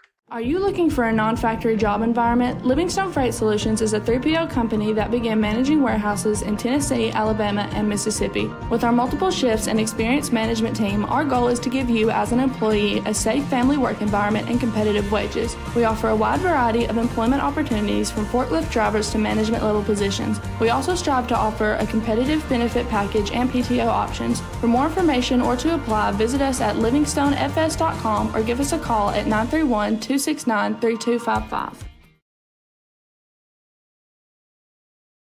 Bring your outdoor dreams to life at Loretto Nursery and Landscaping. This one-stop shop can help you get your project done from start to finish. Go see for yourself. They have a wide variety of plants, from tropicals to ferns and trees, plus hanging baskets. What they have to offer goes beyond what looks good. They also supply concrete, mulch, compost, and drainage culverts. Don't forget about their on-lot buildings and chicken coops. You think that's all? You can also stop by to fill up your propane tank. Loretto Nursery and Landscaping has you covered. Stop by 409 South Military Street. Got a dent, a ding, a scratch, or a bent fender? Major or minor, Car Country Collision Center in Leoma can fix you up. Car Country works with all insurance carriers, gives free estimates, can work on foreign and domestic vehicles, and has experience you can trust. They've been in business since 1990. Unfortunately, accidents happen, but you can get your car back on the road with as little hassle as possible with the help of Car Country. Call 931-852-4708 or stop by at 2567 Highway 43 South in Leoma. Going the distance with local sports. This is the X Sports Network.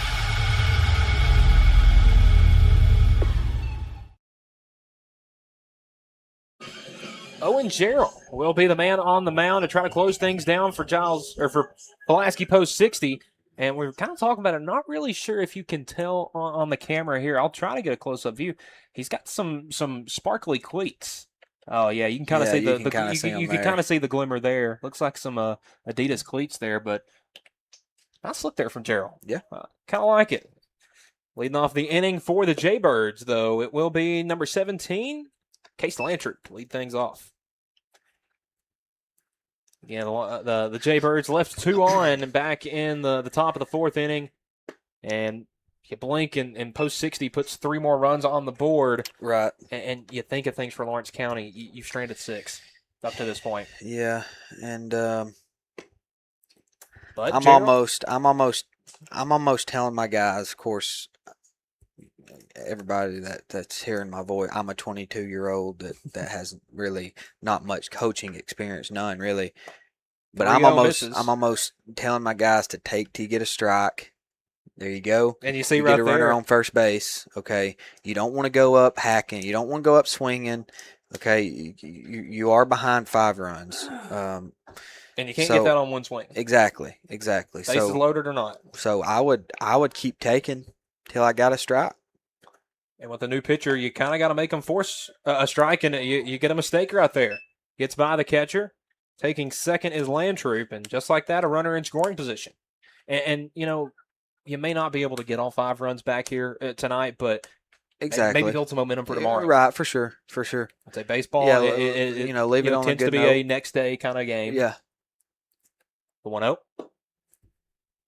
Misses again, and still yet to throw a strike, but the runner a little too far off second, and he's thrown out.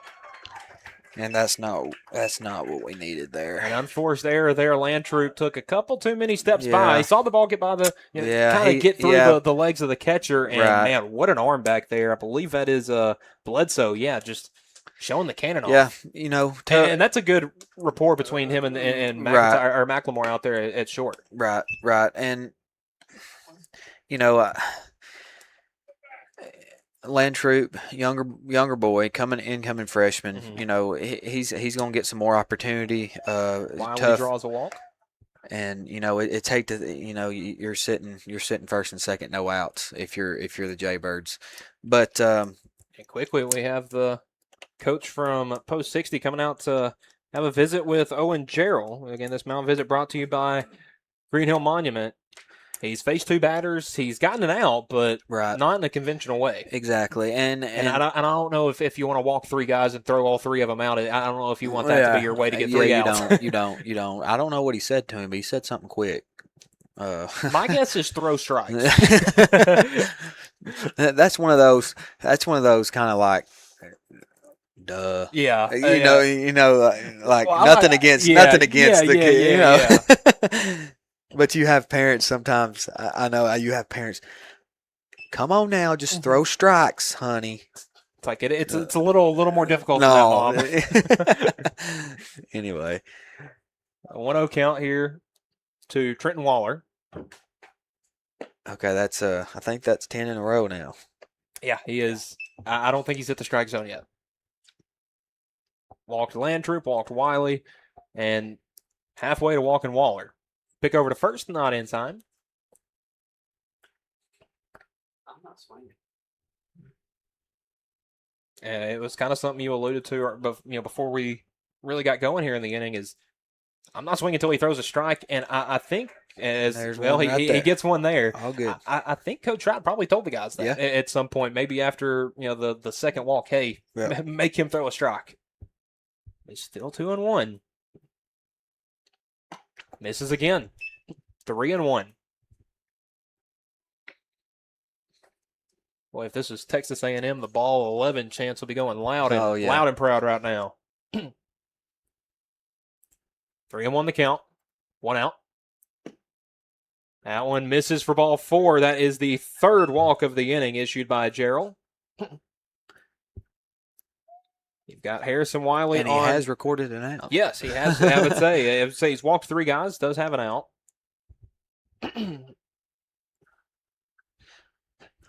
Lawrence County, though, only 2 hits tonight.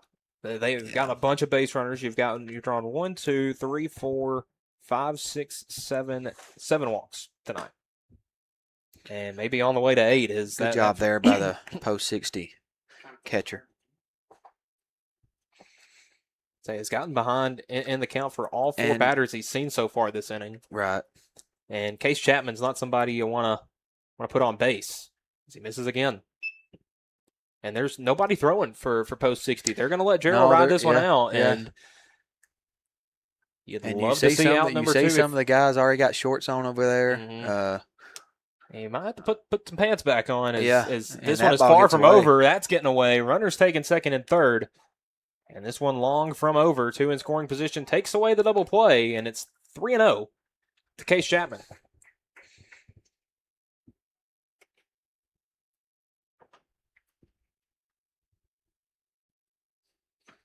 Man, to see a guy struggle like this, you just misses that one. That one goes all the way to chance it if I was.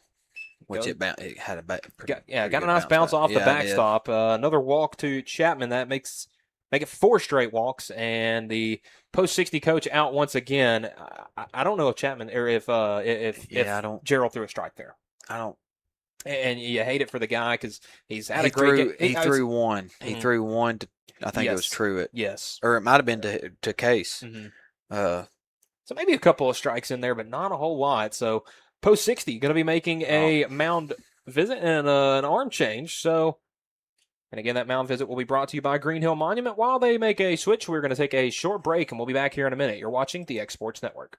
Got a dent, a ding, a scratch, or a bent fender? Major or minor, Car Country Collision Center in Leoma can fix you up. Car Country works with all insurance carriers, gives free estimates, can work on foreign and domestic vehicles, and has experience you can trust. They've been in business since 1990. Unfortunately, accidents happen, but you can get your car back on the road with as little hassle as possible with the help of Car Country. Call 931-852-4708 or stop by at 2567 Highway 43 South in Leoma.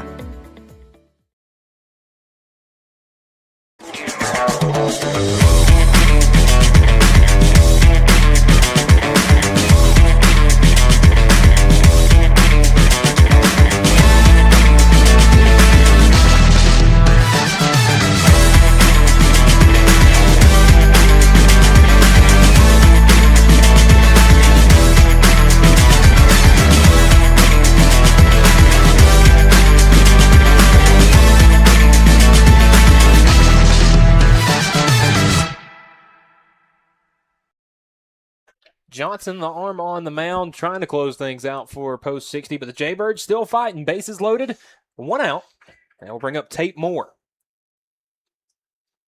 More coming up on the back end of 4 straight walks, and that one's going to get away. And a run will score. That's Harrison Wiley. And they won't go down with a 0 on the board. It's 5-1. Jaybirds trying to claw back into this one. So what you got now, Michael? You get a new arm who's obviously he's just trying to throw strikes. Mm-hmm. So 1-0. That one misses. And that one's they're having a hard time getting the ball back to the pitcher right now. This is just coming apart at a bad time for post 60.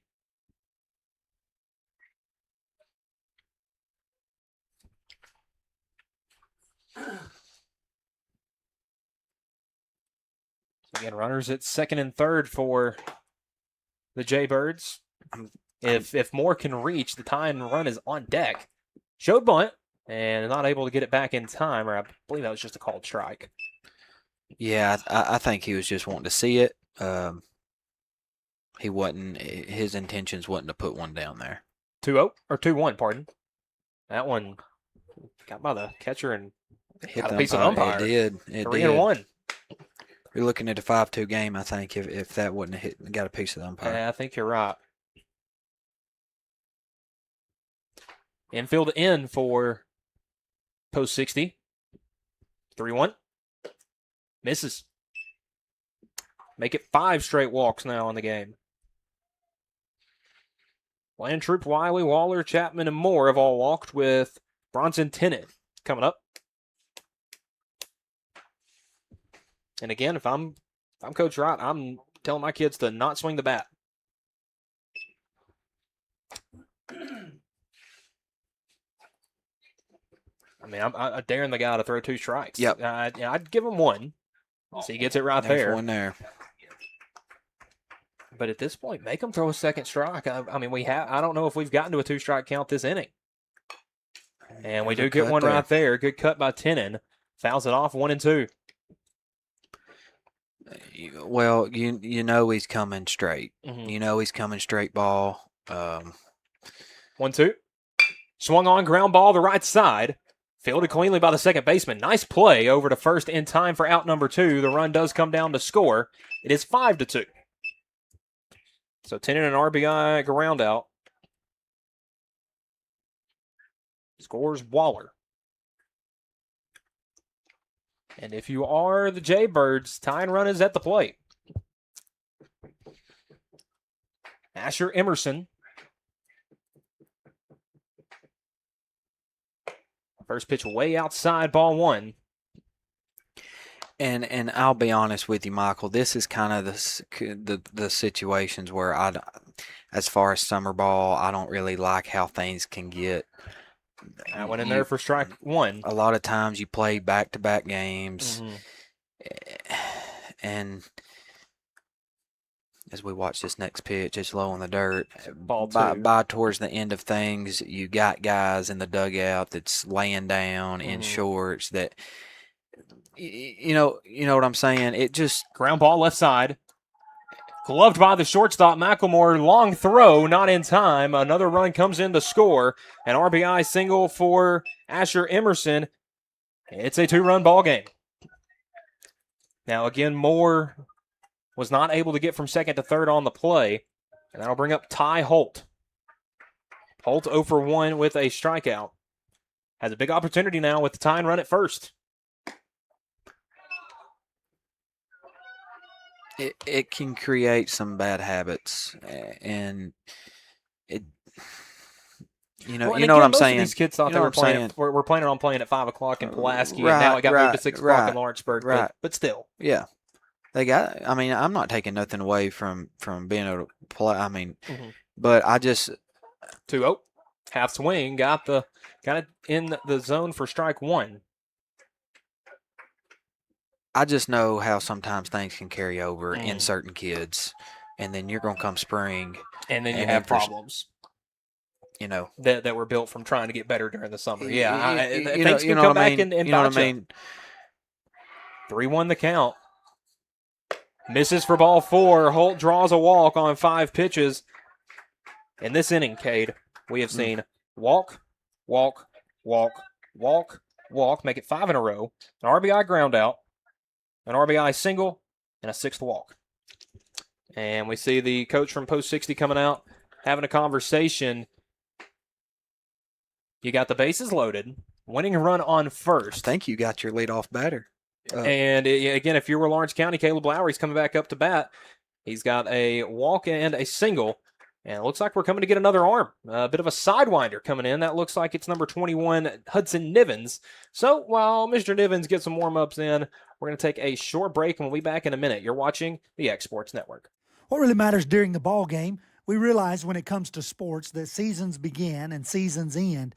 There's an ever-changing to a new season. In Ecclesiastes 3 and verse 1, there is appointed a time for everything.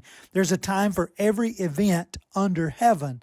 Life has its seasons, but one thing that does not change is Jesus Christ. The Bible says He is the same yesterday, today, and forever. Put your trust, confidence, and obedience in Him. And that message brought to you by your friends at the Leoma Church of Christ.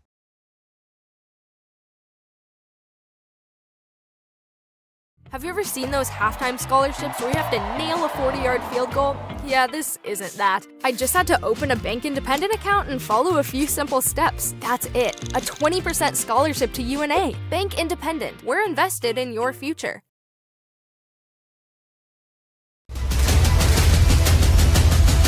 This is the X Sports Network. And we're back here. Actually got a pinch hitter. Yeah, it's going to be Jake Bigmore. Actually, yes. Well, this is who I had up there for Ty Holt, but so they may have done a pinch runner earlier.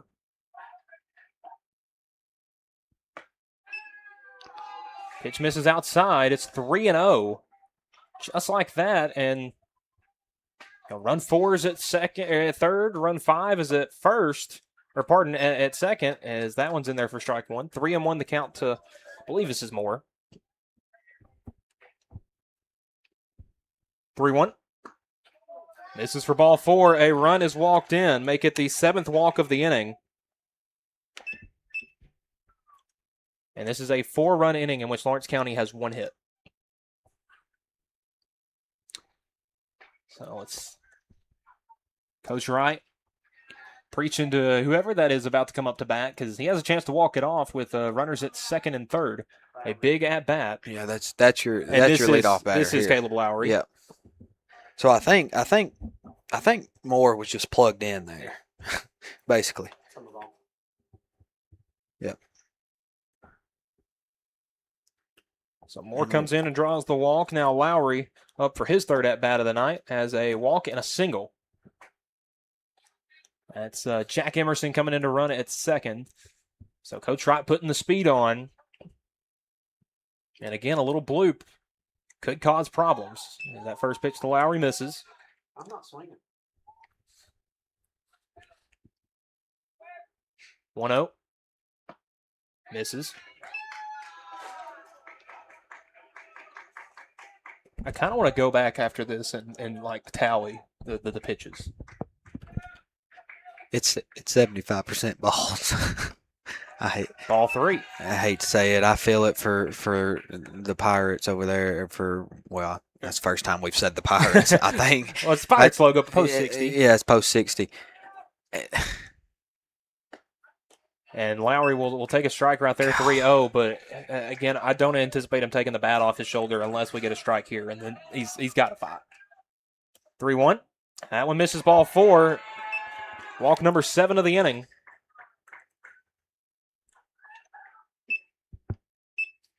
No, make it walk 8 of the inning. This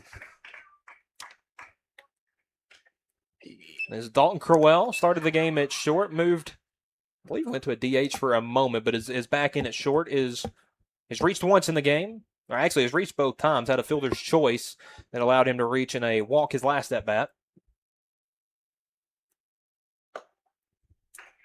And a strike. First time they've gotten ahead in the count the entire inning.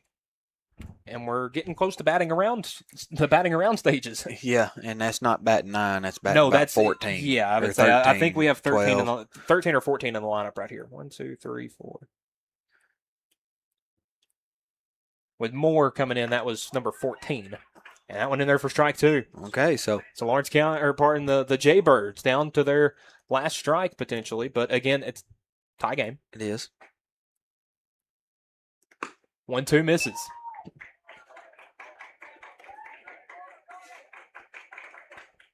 So 2 balls, 2 strikes to Crowell. That one misses outside corner, ball 3. I'll be honest with you, Michael. I'm surprised That was he a strike didn't. 99% of the time. Yeah, I will say. I'm surprised he didn't ring him up there. Says it was a little outside, and Crowell, the 3-2. Got him, strike 3. And we play on, I believe, unless do we do extras in this? Or do we call it a tie? We're about to find out. Is he going over? He's going over to do something. He's getting his water jug. He's getting it like he's packing up and done. So, we out. got some guys heading out here for a guy heading out for Lawrence County, the Jaybirds. I would have believed since they scheduled just 2 5-inning games that's probably all. But we do have a guy standing at second, ready to go. Yep. So we do have guys heading back out here for. Well, Post 60 thinks they might be done. The Jaybirds think they're not done. Coach Clint Wright's kind of like, I don't know what to say. It seemed like he had it seemed like the home plate umpire had in his mind that he was done after that strike call. I would say I don't see either of the umpires. Yeah, we're talking it over here. I would say we'll talk it over real quick. My question is, I hate to say it, who do you throw? Yeah. Yeah. If I'd say Coach Wright wants to get back out there and play, but I know your Lawrenceburg has more guys than Post 60 does, but so 2 coaches still conferring here down the line, and I guess we're playing on. I think so. So it looks like Coach Wright will go out behind home plate. Excuse me. I would say our umpire's left. Yeah, he's going to go out behind the pitcher's mound, and he's going to call balls and strikes from there, unless that's what unless the other kid. Yeah, they're going to put somebody on second. Okay, so we're going to do big league. Yeah, extra innings. Yeah, so Post 60 will start the 6th inning with a runner on second. So we'll have Dylan Perry. In the meantime, we'll have Dylan Perry come in, and he will start the 6th for the Jaybirds. That will be number 55, and Dickey will be your hitter for. I think that's right. Will be your hitter for Post 60. So a little confusion, but we are going to have baseball here in a short bit.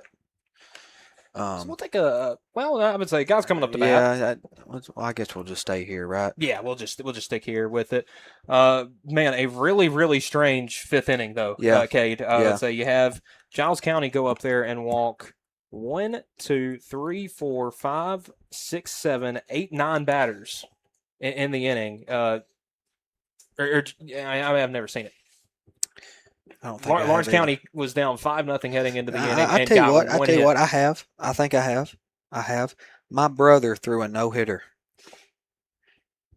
Give up 5 runs. Mm-hmm. Threw a no-hitter. Wow. Give up 5 runs and got the win on a Cal Ripken field. Wow. He walked 12 guys.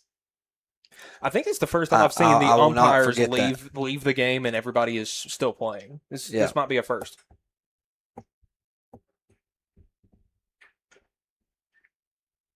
He walked 12 guys over 5 innings, not in 1 inning. In 1 inning. So we just seen 9 walks. 9 in 1 inning. In 1 inning.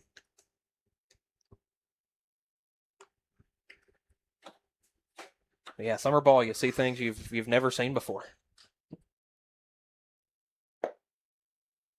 And for Post 60, I kind of just you kind of feel for them because they just went through 3 pitchers and nobody could throw a strike right there.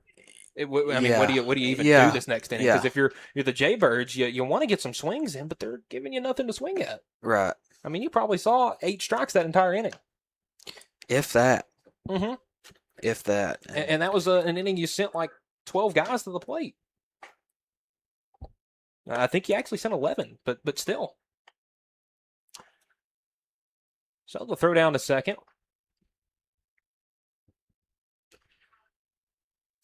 So we're starting with the runner Johnson on second. It will be Corbin batting. Dickey on deck for post 60.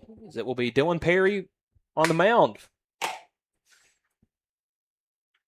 for the Jaybirds. Again, Jaybirds head coach Clint Wright will be calling balls and strikes from the field. As again, our umpire called strike 3 and left. Basically, I mean, it is quite literally what happened. But yeah, he called it. He signed up for 10 innings, and that was all he was calling. Yeah, that. We got to 11, and he's heading to the house. Perry's first pitch swung on and missed for strike 1. That is very good to see. Yeah, strike. I don't know when the last time. A fastball down the gut and a swing and a miss is very good to see. It's been a minute.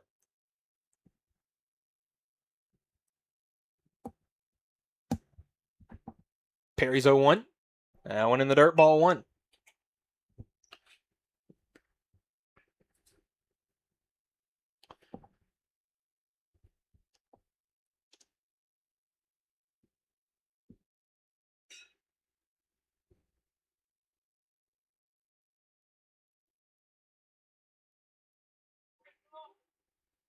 Man, it looks like they're. And we're just hanging out here. Perry. There we go. Misses. I thought he was going to pick back there a second. He definitely had long enough to think about it a couple times. For sure.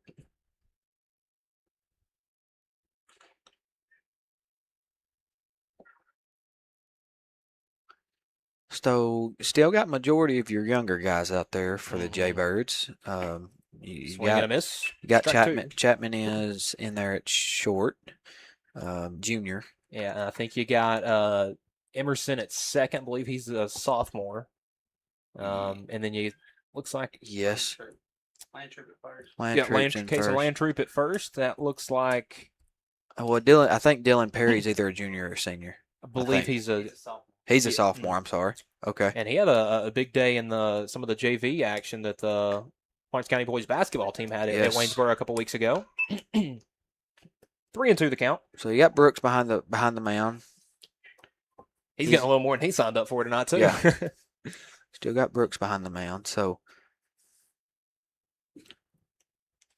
I'm wondering how many of those 10 innings tomorrow that they're scheduled to play he would be in to catch. As that misses for ball 4, and we start the 6th inning kind of the same way we did the most of the 5th inning with walks. It's a leadoff walk there to. Well, I would think the only thing that worked in the Lawrence County's favor here is now you got a runner at first and second, so set up the force at second. That's it. I mean, Perry really didn't find nothing there. To see if Dickey may possibly lay down a bunt. He called it a strike, brother, I think. Okay, so strike 1. It's a little high and out, but yeah.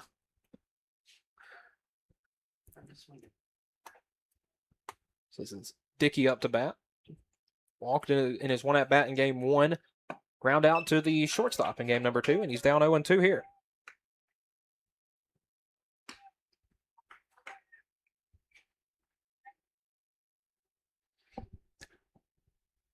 And we got both bullpens. Busy. That one misses away, ball 1. Well, we talked about it earlier, Cade. You looked over there in that post 60 dugout, and you saw a lot of guys in shorts. Yeah. And they had to put their pants back on real quick. I made that comment. Yeah. And I feel like that probably benefits the Jaybirds in the It sense does. of the competitive nature. It That does. one team was ready to go home, and the other team was still fighting. Yep. Perry will step off. There's a 1-2 count, runners on first and second with Dickey up to bat. We do turn over to the top of the order after this at bat. So you would love to get an out, maybe 2, before Holt steps back up. Backdoor slider there. Back foot slider. And almost got that back foot. Yeah. 2-2. But again, it looks like we've gotten to the point of the bullpens for both teams where it's hard to find a strike. And this is what you have, and that's what you have this summer for. You do to get these guys build up confidence for to where they sure. can get you a strike out. Like, he did get a strikeout there. Didn't Yep, know if yep. he got a foul tip or not, but that is out number 1 in the inning. Dickey goes down swinging, brings up Holt. But again, double play gets you right back out of the inning and sets you up with a runner on second with a hard grounder up the middle could send you home. And I believe that runner on second for Lawrence County, if it is that last guy up, it's going to be Dalton Crowell. Got good speed. But again, you got to get there first. Exactly, and you're facing Holt. And you're facing the top of the order for this post-60 team, which is exactly what they wanted to see. For sure. Which Holt hadn't seen the ball too well this evening. Does have a hit to his name, but it was an infield single, I think. So he has 1 for 4 in his 4 at-bats up to this point as a ground out, line out, and a pop out with a base hit, a single, stolen base, and a run scored.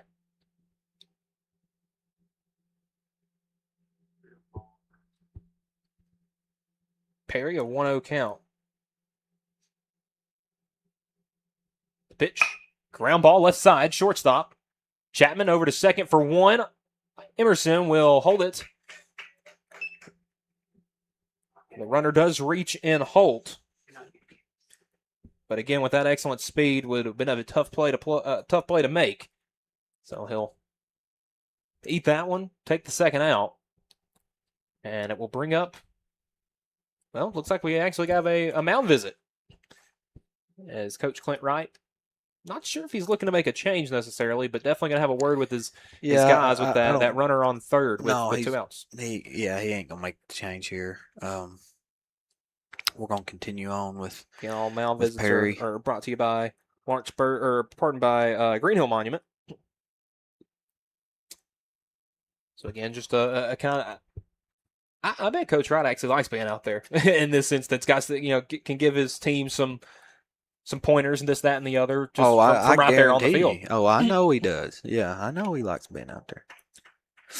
So this will be Hudson Nivens. 0 for 2 in game 1 with a strikeout and a pop out. 0 for 2 in game 2 with 2 strikeouts. I would assume. And that may, the mound visit may have been Coach Wright saying, "Hey, this guy's struggled at the plate to not throw strikes. Yep. Defense be ready behind him for sure." 1-0. Foul tip. And Brooks is going to have to take a minute, I think. Well, looks like he's just going to throw it right out there. I mean, that was off the shoulder. Yeah. But again, Brooks, we talked about it. Kid's an Iron Man back there. Tough guy. Yeah, tough kid. Tough kid. And I guess Clint will swap with the head coach of Post 60 when they come to the field. And that swung on and missed for strike 2. Or foul ball, pardon. Yeah, foul ball. So 1-2 the count. And their head coach will call balls and strikes when they're in the field. So that'll probably what will take place. And if you're a coach in the other dugout, do you look at a pitch that maybe, do you count up how many pitches that maybe you think the other coach missed that do you want to give your guys on the other end, or 2-2? As I think Perry thought he got strike 3 right there. Yeah. Coach Wright maybe not as sure. AJ would say deuces on the board. Yeah, 2 balls, 2 strikes, 2 outs, 2 runners on. And that one shot over to the second baseman, Emerson. Fields throws over to first in time, and despite allowing a little bit of traffic, a shutdown inning from Dylan Perry. The Jaybirds try to walk us off in the bottom half of the 6th. That'll be when we return on the X Sports Network.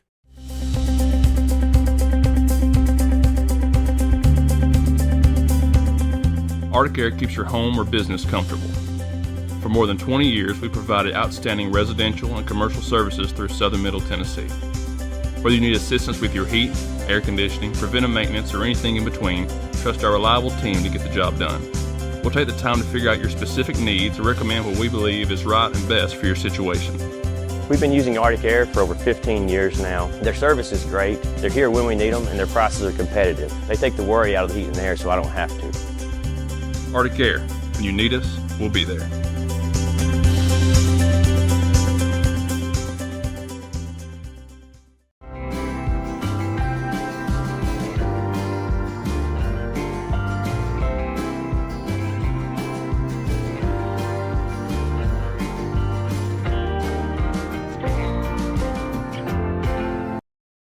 Volco Auto Supply in Lawrenceburg has a legacy of being a family-owned and operated company. Since 1927, our business has grown and evolved into today's one-stop source for all your automotive supplies. But in that time, one thing has stayed the same, and that's our commitment to our customers and their needs. At Volco Auto Supply, you'll find everything for your car, truck, or even fleet of vehicles, but with good old-fashioned customer service the way it needs to be. That's Volco Auto Supply, 416 Buffalo Road in Lawrenceburg. Visit VolcoAuto.com. This is the X Sports Network.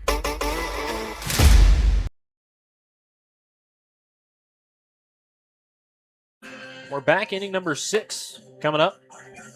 Giles County, or post 60, pardon, struggled to find outs there in the bottom half of the 5th. The Jaybirds put up 5, and if we do the same thing that we did last inning, the Jaybirds will start with a runner on second, and they will, and it will be who I mentioned before in Dalton Crowell.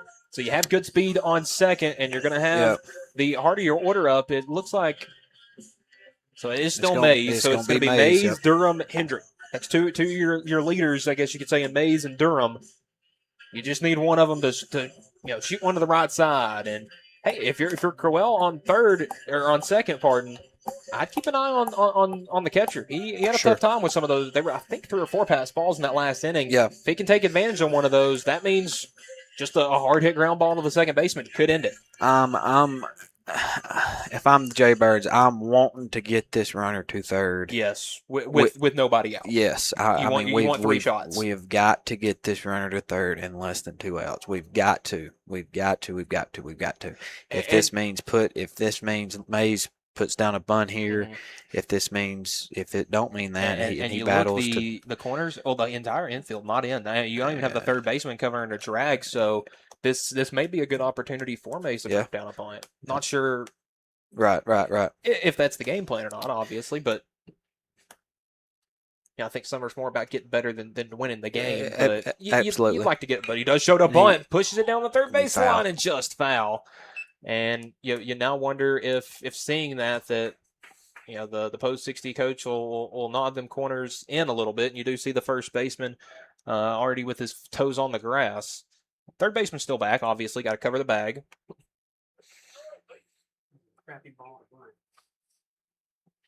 So Mays, maybe one more bunt attempt and then going to have to swing. Yeah, and you got a righty on the mound. The righty's going to fall off the first base side. You want to get it down that third base. Right idea. Yes. Like he had earlier, he just had it. Just got to keep it fair. Right. So Mays showing bunt. Pushes it foul again, trying to go to that third baseline, and you can see a little frustrated with the 2-strike count now. I would say probably taking away that bunt play now. Yeah. Brad White would touch that indicator sign on that hat and swipe that belt and say, put it down. I say we were talking about that earlier or not. Yeah. Hey, let's go. And now, Cade, looking compared to what we had earlier, the second baseman is actually really far away. He is. You shoot one right up the middle, it's over. Yeah, look at Mays to be simple here. Try to go middle way and keep it on the ground, and they're gonna pick. Pick back to second, dangerous. Almost got away from McLemore there. Good glove by the shortstop.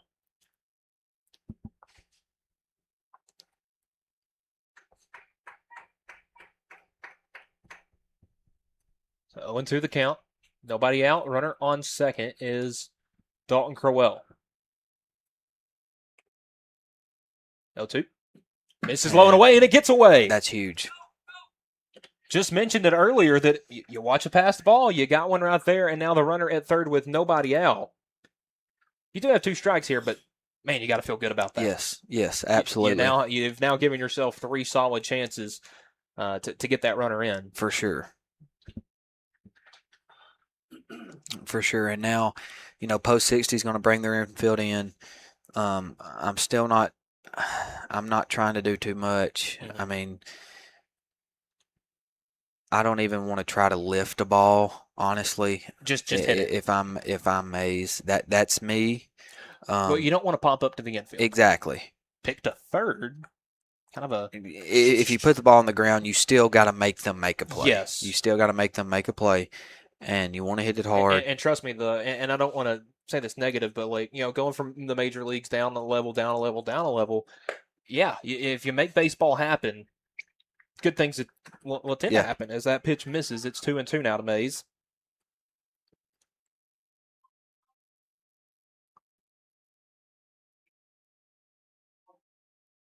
Getting infield in a little bit because at that point, anything over their heads is pretty much over. 2-2, that one's popped up. We'll go foul out of play. Mays stays alive.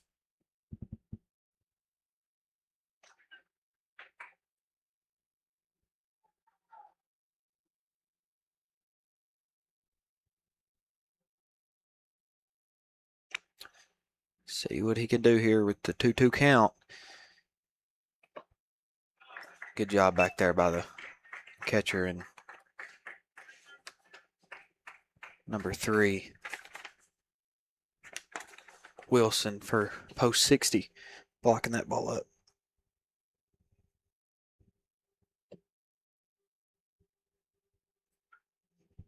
So 3-2. Inside.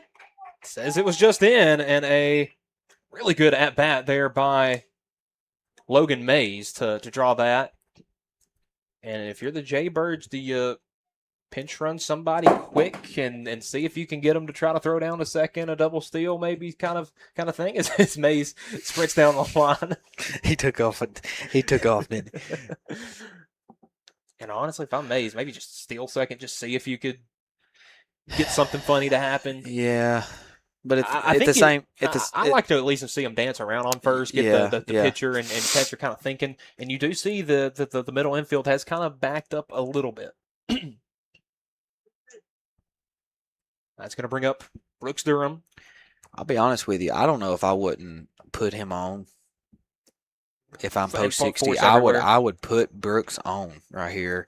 Bring your infield in. So you do have an incoming freshman on deck with Gabe Hendrick. Well, even if you had it, don't. Yeah, you're right. But still, you would have your force play at the plate, so you would bring your infield in, make the play exactly. Easier. I see what you're saying there. Yeah, and increase your chances of a double play. So 1-0, inside ball 2.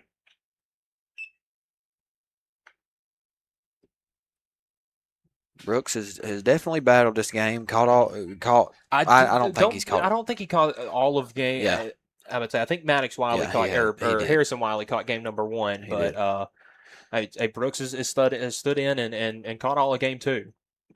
That one in the dirt gets away. Mays is gonna just strut down to second, so takes away that double play ball now. So I would assume that's probably going to bring the infield back in for Giles County, and it will. Yeah, we see Clint Wright put something on here. Not sure what he put on. You would think just a take sign here. Yeah, 3-0. And he swung. And gave him a swing. It's 3-1.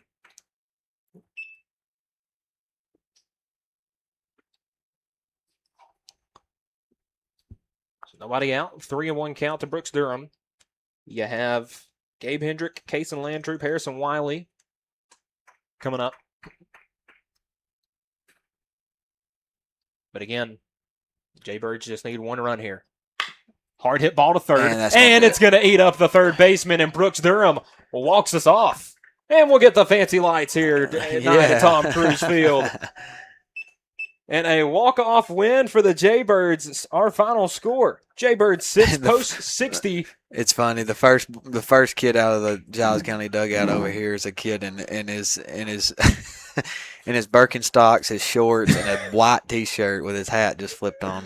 Oh man, he's ready to get out of here. He is ready to go to the house. Fun afternoon of baseball. Yeah, we had a great night of baseball.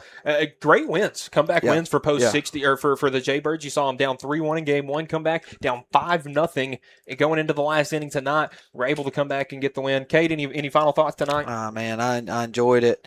We've seen some good things, seen a few things that obviously, each team's probably going to take with them and try to work on. But seem to be little things you can work on in practice, go over and over and over again, try to get better at.